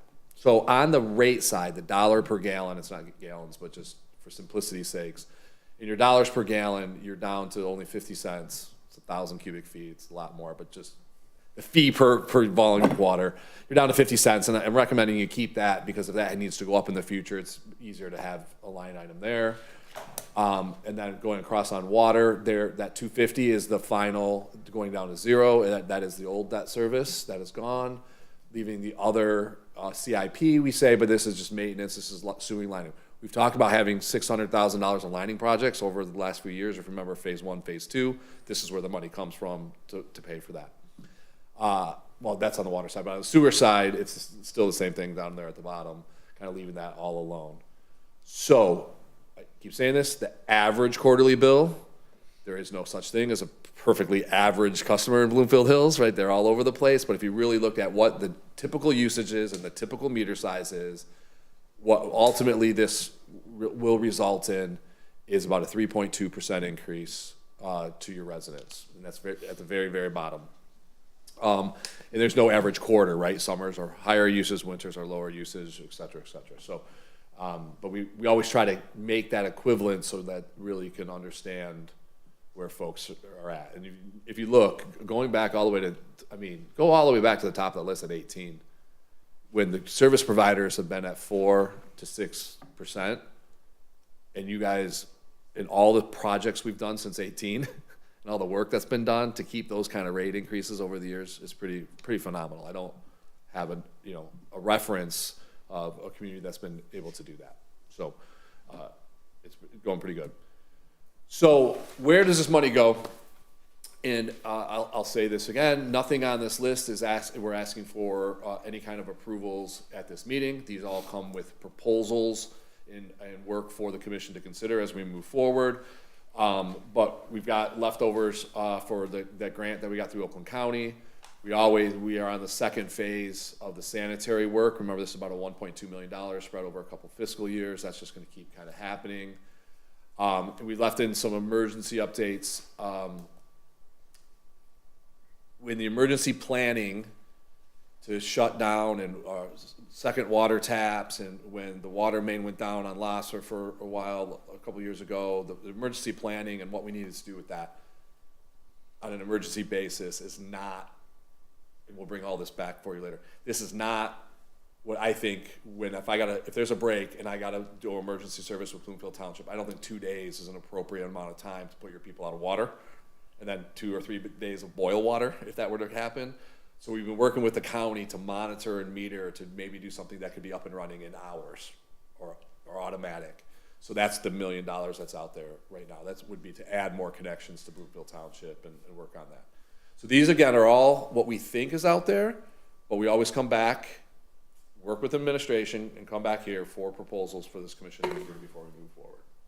So it's a 2-year projection. The idea being is you hover around $6 million of reserves. There's some minimal reserves up at the county. I think that's a decent number. It might be a little bit high. But I say this question: what is a water main, a 16-inch water main under Woodward Avenue cost should it break? Right? It's millions and millions of dollars just on day one. So I think we're in a good stead at that point between the two projects. So ultimately, these are what show up in your resolution. Is the water rates become almost $58 per MCF per MEU, which is the equivalent meter sizes. About 3%, or $30 for just under 5% on the water. Sewer side is really hovering around 1%, and the MEU cost is actually going down because we're giving up some of those charges and those costs. So those are fixed fees. So the top number is on usage, and the bottom is based on meter size, and those are fixed fees, readiness to serve for capital debt and pass through. I want to make your sewer system is being charged 100% fixed, and your water bills went from 0 to 25% fixed and are headed towards 60% fixed. Your debt service, what I mean by fixed is, fixed monthly cost. They set it every year and it changes, but ultimately you're just gonna get a monthly bill, regardless of how much water you use. So your net system, your costs, capital's fixed, debt's fixed, admin's fixed. Now your service providers become fixed. That's why we have gotten to the spot where we are collecting some fixed so we can match those match expenditures and how they're paid with the revenues and how we're collecting. So you're in a very good position to do that. But we keep working through there. So the bottom line is the two resolutions are there for you. Pass them one at a time. The elevator speeches, all increases shown are from service providers, and your portion of this overall rate is going down. Happy to answer any questions you may have. Typically, we ask for the resolutions one at a time, right? And they're both in your Can you packet. go back a slide? Sure.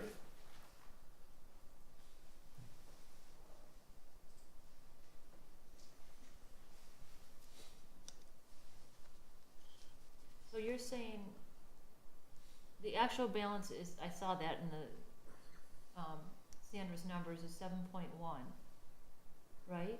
Yep. And so you'll have one more quarter, that was as of 5/19, and then you'll get another quarterly billing that goes out in June, right? Or you kind of comes in June, so that's a projected through, that's the end of, no, excuse me. So we're projecting at the end of 26, so this is the 2-year number, and then that's 8.5 is a 2-year number. So we're at 7.1 now. We think there'll be additional revenue coming in before the end of fiscal year 26.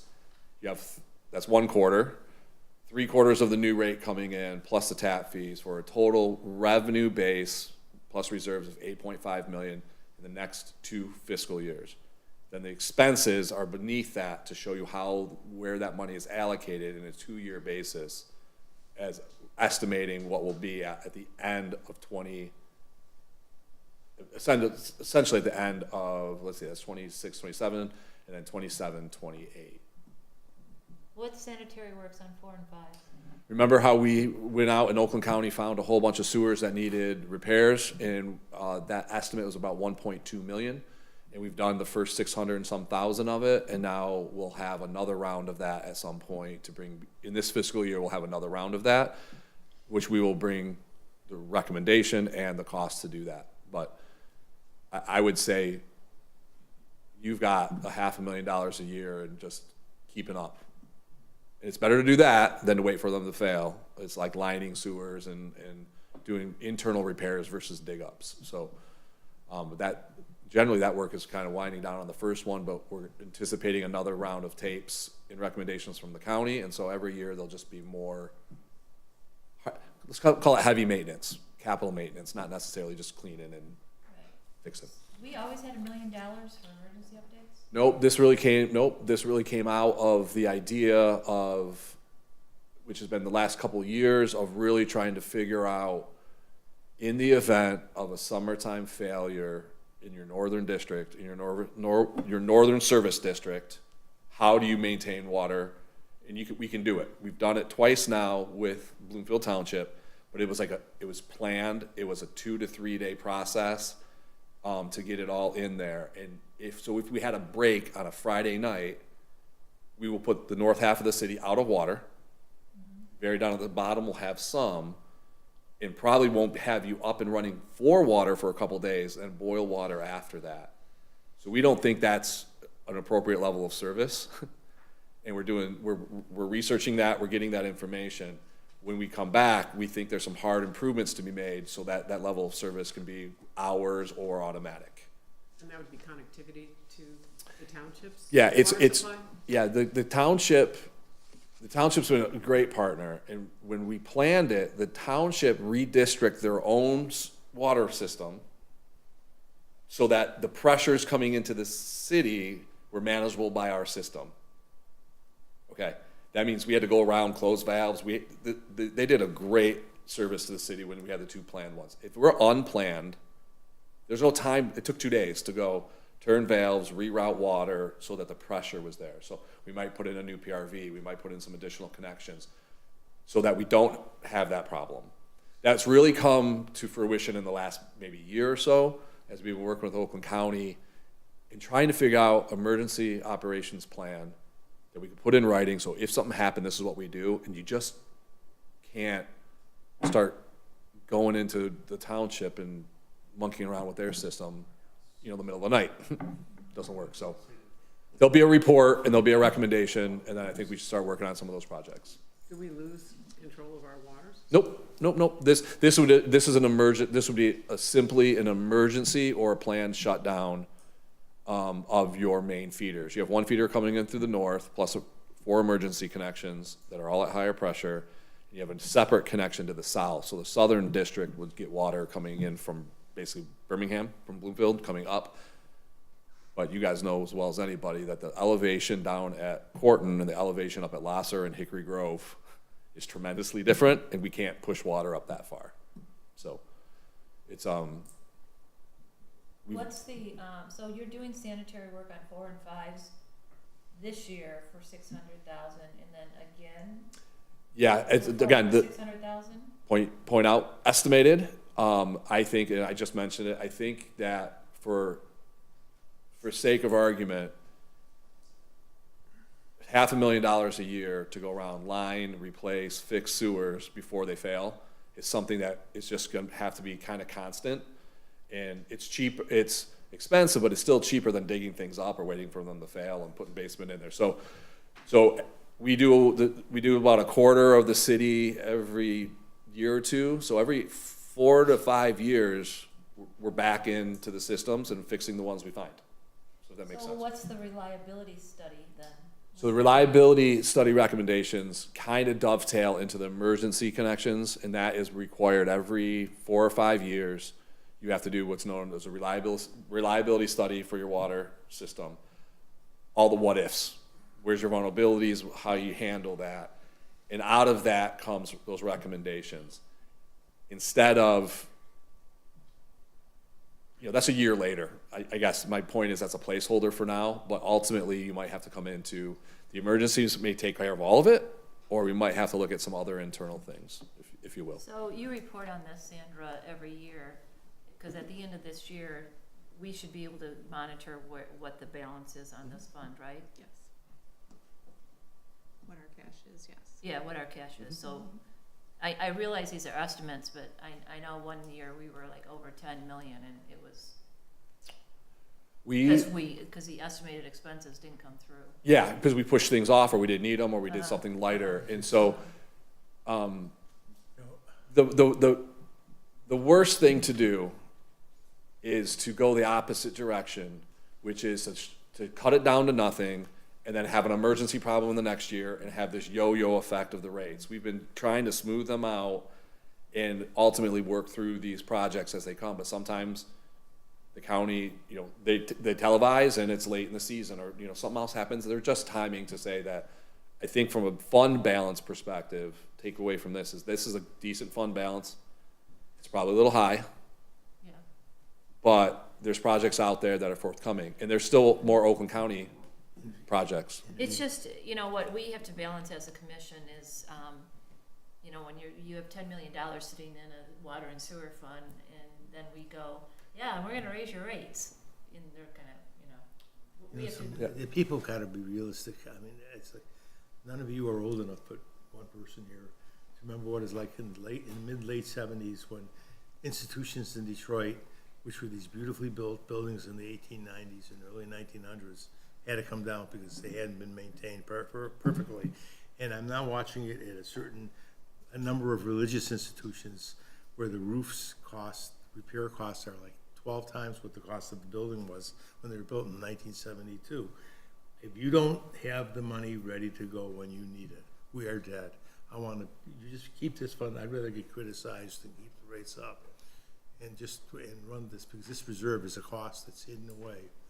It's just, it is. I use the number $10 million, actually for both systems. That's not Bloomfield Hills necessarily, because you have the county, they have resources, et cetera. They- But again, I look at a 16-inch water main under Woodward Avenue. If that were to break this afternoon, where are you gonna get your funds to go make that repair, right? That's a reasonable, right? That's a reasonable thing to think about when you just looked at the 14-mile collapse of the pipe. And I couldn't agree Yeah. more. And just- But- it just- But we're not trying to intentionally just ratchet it up. We're trying to balance what's the right thing for your residents with the right money to have and the right projects to do at the time. And as mentioned, really this entire increase this year is pass through, which is always something good to do, right? Just pass through what you're getting and then work on your own to kind of limit that. And we've been doing that for the last 2-3 years. At some point that'll run out. We won't be able to do that, but we're doing pretty good so far. Just understand, we have to ask questions for the residents. No, I totally agree. I'm And glad I you want asked to ask you, how can the middle of the desert in California have lower water bills than us? I will say, show me the evidence of that, because I've heard of all that, and people bring that up. Detroit water, or Great Lakes water, is some of the highest quality. Yeah. I mean, if you think about a few things, I was at Birmingham last night talking about this a little bit too, and they were talking, and I was like, all right, a gallon of water weighs like 8 pounds or something. It's the only utility that has weight to it. And you're asking to deliver that from there to here, whenever you want to turn it on, upstairs or downstairs. It's super energy intensive, is whatever. So I look at Arizona or whatever, wherever they're bringing it in from, just in your mind, but they might break it down and say, oh, it's $5 per 100 cubic feet. And, oh, yours is $50? Well, no, yours is for 1,000 cubic feet. So you're still getting the cheapest, best water, I think, around, but. Or they're drinking gray water, so figure that out. I don't know. Or they're using the gray water for their lawns, right? And so their drinking water bills are cheap because they're not using drinking water for They irrigation. don't have lawns. And they don't have lawns. That's true, they got Yeah. those grants. So it does come up. No, I appreciate the questions because this is important. It is something that you guys have been diligently working on for 20 years. Anybody else have any questions? Does anybody have a motion? I move to approve the amended water supply rates for 2026, 2027. Do one at a time. Yes. Do one at a time. That was a good movement. That was a good motion then. Yeah. That's for the What? water. Water, and then- yep. No, we got it. We got it. Second? Second. Okay, Second. all those in favor? Aye. Opposed? Okay, next one? You just hold on the first one. Okay, I move to approve the amended sewage disposal rates for 2026 and 2027. Second. All right, all those in favor? Aye. Aye. Opposed? Okay. Yeah. All right, Jamie, thank you. Thank you. You can Thank go you. back to the back of the room. All right, next item on the agenda, the commission will consider the final budget amendment for fiscal year 2026. Is this you, Sandra? Yes, thank you, Mayor. So we're approaching the end of fiscal '26, and at the end of each fiscal year, we do a deep dive analysis of where we are expecting our budget to actuals, and so this year is no different. And so there is a budget amendment in front of you. I'm happy to say that the amendment is for higher revenues. It's approximately $305,000 additional. And then on the expenditure side, we're expecting about $75,000 addition to what is in the budget. That's for the general fund. And then for the capital fund, that is more of just moving money from the fund balance to a project that wasn't completed the previous fiscal year. So I have in the memo the details of each difference or increase that we're expecting, but if you have any questions, I'm happy to answer it. Otherwise, I would appreciate an approval. Anybody have any questions?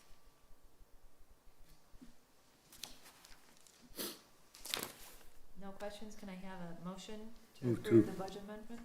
I move that we approve the fiscal year 2026 final budget amendment dated June 9th, 2026 in the form included in our agenda packet tonight.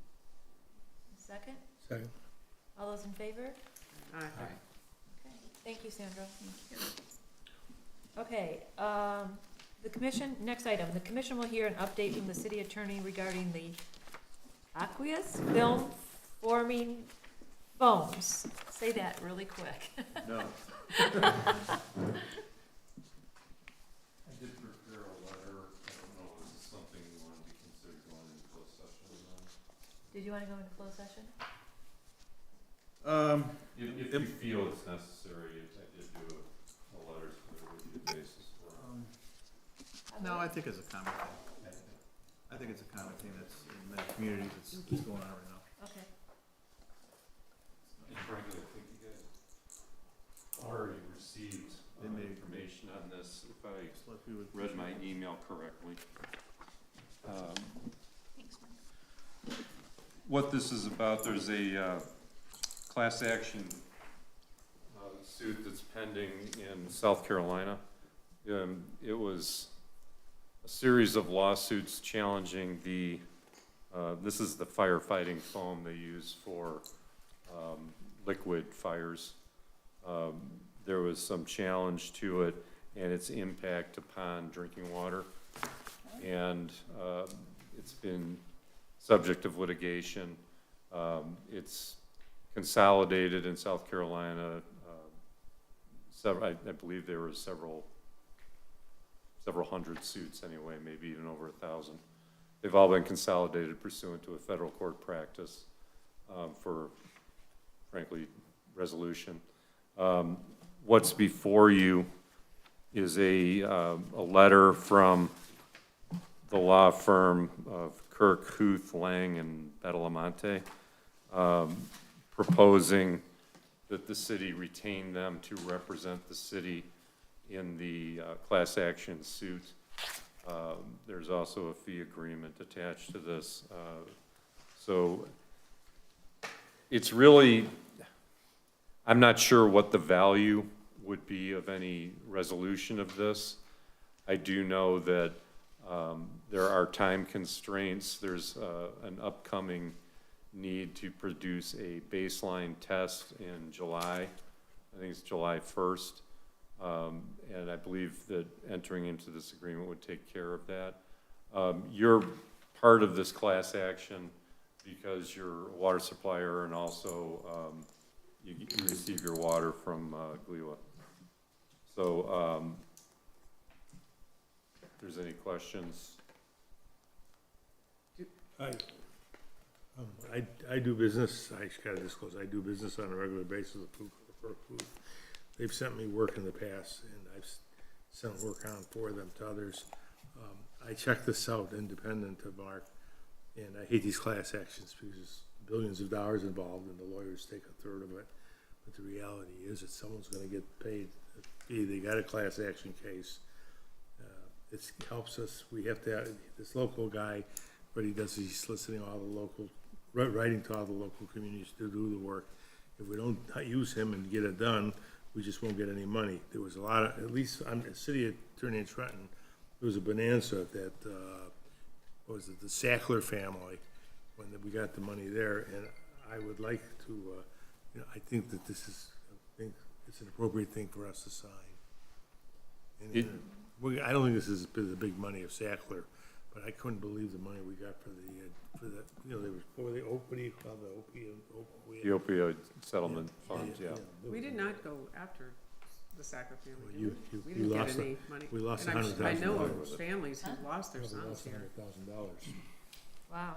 Yeah, I mean, is there gonna be big money? I I'm don't, surprised we didn't join. yeah, this is, I don't think this is big money, but I think that when these people come to us, there's no reason for us not to do it. I would rather your firm was getting the 8% than them, and, Well, you know, give me a discount to my this is city. not an area of practice that I know. we're involved in. I know. And I just want to confirm that this is not an expenditure. This is a contingent fee arrangement. Absolutely contingent. So there's no money to be paid.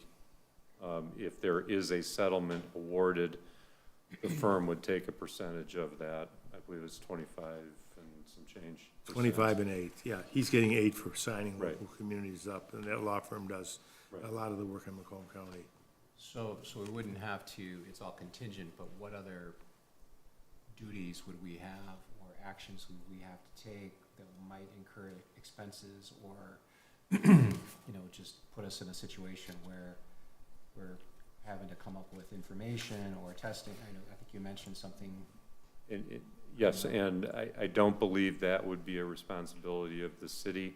I believe the law firm is taking care of all that reporting requirements. Does our city use this aqueous film forming foams to fight fires? I believe you're part of, you don't use it? No, I don't think we do. You know, you ever did? So how would we be able to benefit? We did years ago. We certified several years ago that we had not used Yeah, we don't use PFAS it. foam for a while. I can get you the exact date. We don't. A while meaning a couple months, a while meaning 5 years? Several years ago, we certified, that we did not use the PFAS foam. We used a product called Fire Caps. Have we ever used the foam, you think? I would have to get you that information. That I don't know. We may not get anything, but we should probably, I would think we should sign this. I'd move that we approve So, this. well, if we used it, but could we legitimately be part of the suit if we never used it? If we didn't use it, we may not get any money. If we join the suit and it turns out we're not eligible to recover anything, that's it. We didn't pay anything. We don't get pay anything in. This is just signing to get our representation at the committee that's settling these actions. It's like when you get there's a class action suit against something or That is whatever, exactly and then you what wanna this do is. it, and you sign your name. Yep. Hey, I got $600 from Mayo Clinic, just so you know, I got- don't even. I got $3.50 from Verizon. Well, there you go. Now, I see. $3.50. Oh, wow. So this is just saying, yeah, put our Yeah. name in. This is to preserve your right to a collection if there is an award to the city. I move Okay. we approve. What are your thoughts on this? I just don't know what I'm signing here. I mean, I know what I'm signing, but I don't know any of the details. I don't know what kind of money there might be. Okay. And I just, haven't had time to read it this. just feels a little It looks like off to me. I know We don't even And know if that's- we ever used it. that's kind of the nature of this type of a suit. The damages haven't been allocated yet. There's a committee, and I believe Mr. Huth is in. How could we be agreement. how could we be an interested party here? If we don't use. It's the way the class was described. A class action, you describe who you think the plaintiffs are going to be, the people that are eligible to recover. You make a broad description of those, and then after the settlement is reached and there's a pool of money, there is a distribution process, and typically there's different categories of the class members, and each one gets a piece of the pie. So if Troy still or Bloomfield Township still uses, or used this up until recently, and there was a fire of a house on the border of our city, it still could be absorbed into our water system? Sure.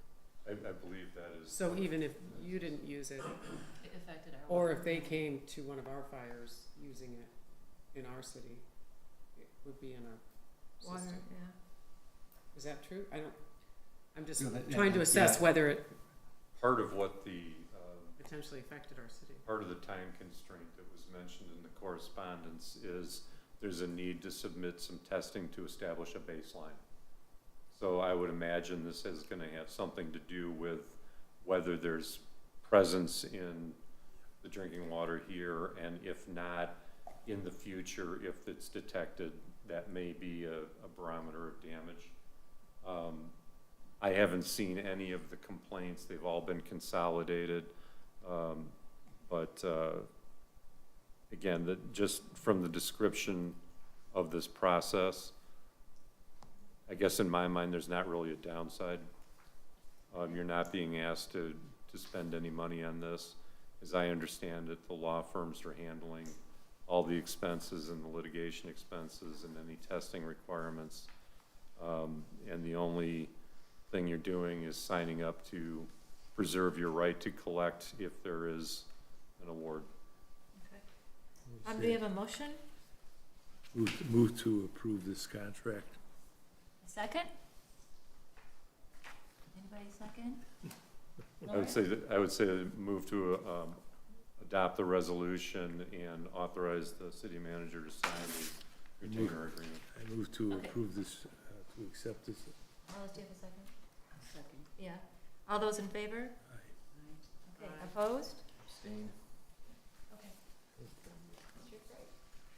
You can do that. Okay, next item on the agenda, the commission will hear city manager comments. Dave?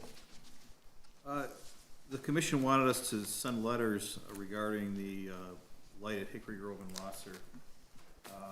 As you know, most of the folks that were here last time were not residents that we know of. And so we were gonna send a letter out. We kind of took a poll of the commission and we got some different sort of reactions. So we didn't send the letter out. We wanna make sure that we know what the direction of the full commission is to send this letter out.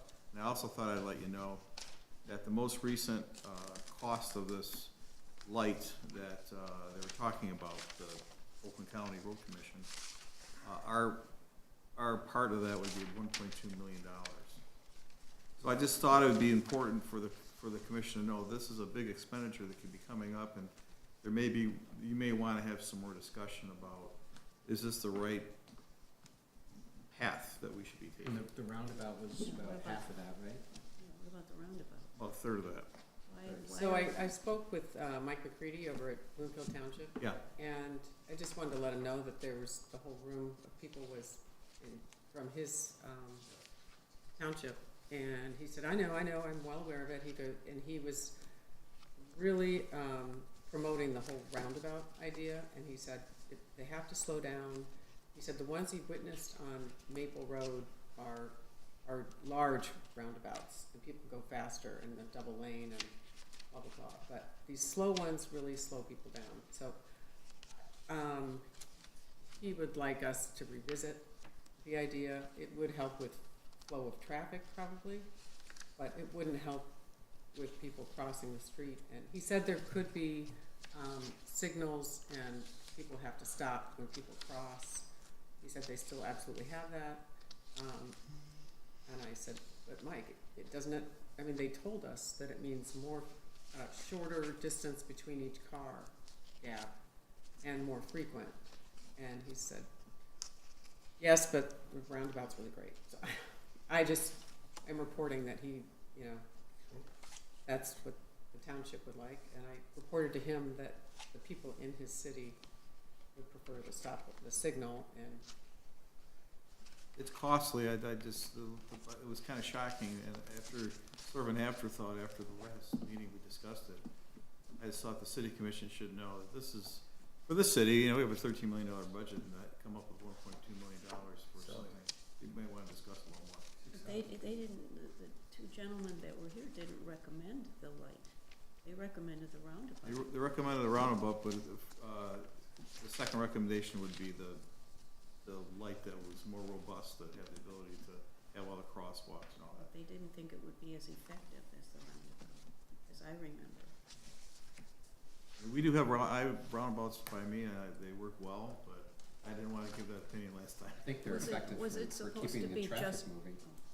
but they're not Go ahead. effective for brakes and traffic cross, right? Right, that's the only Was downside. the township contributing to the light? No, and I double checked with that, and the light is the responsibility of the county and the city. Now, the county does work for, a township uses the county to repair the roads and lights and those sorts of things. So I don't know if that's why, but we would have to split the cost with the county, the city with the county. It's a pretty, But the roundabout, it's a tough the burden. township would participate in the payment, No. as I remember. If we oppose doing anything, what will be done in your estimate, and what will that cost the city? If we don't do anything about it? And what will the cost of the city be? Well, I think you'd have to use data, like what type of accidents are happening, what sort of. They reported there were 40 accidents, people trying to turn off. And that we would have to look to to that study or evaluation, look at the data and what sort of impact or liability that poses. I do agree with you with what I see with roundabouts personally is difficult to cross. It's more difficult to cross than lights, from my experience. That's the only component of it. I think traffic moves a lot better, but my concern is that those people crossing. Mm-hmm. If you 'Cause could put a it's stop offset. sign in somewhere, you know, just long enough, I mean, if there was a stop sign put back on Losser, that would alleviate the problem of, you know, ability for people to walk across.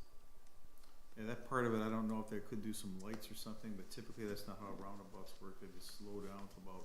No, I mean, like, by the- so they have the roundabout, and then when they're coming south on Losser, you know, you put the stop sign back where the further back. school entrance to the field is. Could the county propose some kind of a hybrid solution, because, I mean, not over 90%, or maybe even, 98% of the time, the roundabout is just working like the roundabout works, and then you need some small portion of time where you need to cross, and instead of throwing the baby out with the bathwater here, you know, something that works really well for traffic flow, but because we don't have this element of being able to cross, but that's only, you know, a very small percentage of the time that intersection is. Brad, isn't that what they've got? See if we, what they say about the person that was here seemed, the traffic engineer seemed very knowledgeable. Maybe he'd have some ideas on what you can do for crossing. Maybe there's some sort of. Well, they mentioned lights and some things and some markings and things like that, so it seems like there's gotta be some kind of a hybrid solution that would work well, so at least when you need to cross, you can stop the traffic, you can cross, and then it starts to flow again. I thought there was some type of lighting system that allowed people to walk. You know, I have across seen that, that across in Oakland County, the middle belt. Tinkin, and I've seen that. So yeah, we'll look into that. Okay. The 1.3 is not gonna, we've already done our budget. We'll do it. That Right, would, too. Probably what I They think. wouldn't even build it till after the Woodward Right. thing's done, so And they 2 would- years out. And they would do this roundabout sooner, but I'll check back in with them and regarding the letters, what's your thought? I mean, we What's in the certainly. letter again, please? I think that some commission members want us to send a letter out to, what was it, kind of a mixture? We weren't sure if we were just gonna send it to our own residents or in addition to some of the folks here in this room, let them know that we're, you know, gonna work on it, we're working with the county, that sort of thing. So we were just, so I asked Amy to take a poll, she took a poll, called each one of you, sort of had different ideas, and then we thought, well, there's really nothing we can do, we have to approach the full commission to understand what you want us to do with these letters. So I'm at a little bit of a loss of what to do with these letters. Do we have to do it today? No, certainly don't have to. Have you written the letter, or is it just? Oh, yeah, Amy, Yes, okay. I shared the letter with you. I think you all gave me feedback. There was a ranking of which, when the we were going to send it to the Pine Ridge neighborhood, the Woodwood neighborhood, and anyone that lived on Lasser between Hickory Grove and Long Lake, and anyone that lived on Hickory Grove between Lasser and Woodward. And the feedback that we were looking for from the residents who we were sending it to was, here are the 2 options that the county presented, and we were going to provide the insert to describe that, the 2 options, the signal and the roundabout, and then ask them to give us feedback on it. So when I pulled you all, I did not get at least 3 of you that agreed on to send the letter or not, so that's why we're talking about it now. and so you're really only sending it to our residents? Yes. Because we can't Yes. take, this is a budget item for people who pay taxes in Yes. our city. So. Right. So, but Did to we include the Commissioner cost Ackerman's difference point, in the letter? Are there, we informing there them? is not an urgency at this point. Yeah. You want us to If you find out want more? to wait and Well, see if there's I a just think that the resolution. residents might feel School's out differently now, if they isn't it? feel like they're gonna have an assessment or something, or a, you know, stoplight versus no assessment for the. We should be able to, I mean, the cost of maybe a roundabout, I think we have funding, we have local road funds, we have funding we can probably work, we have tri-party funding, we have different ways to fund that. But the $1.2 million, that's significant. Well, we have 2 years. Could we apply for a grant for that?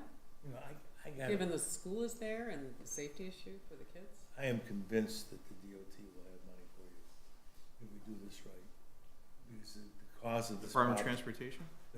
Absolutely. The cause of the problem is Square Lake and Telegraph, two state travel routes. We can certainly try to apply for grants. I think we should. I tell you, I look at the money they give away from our stupid airports.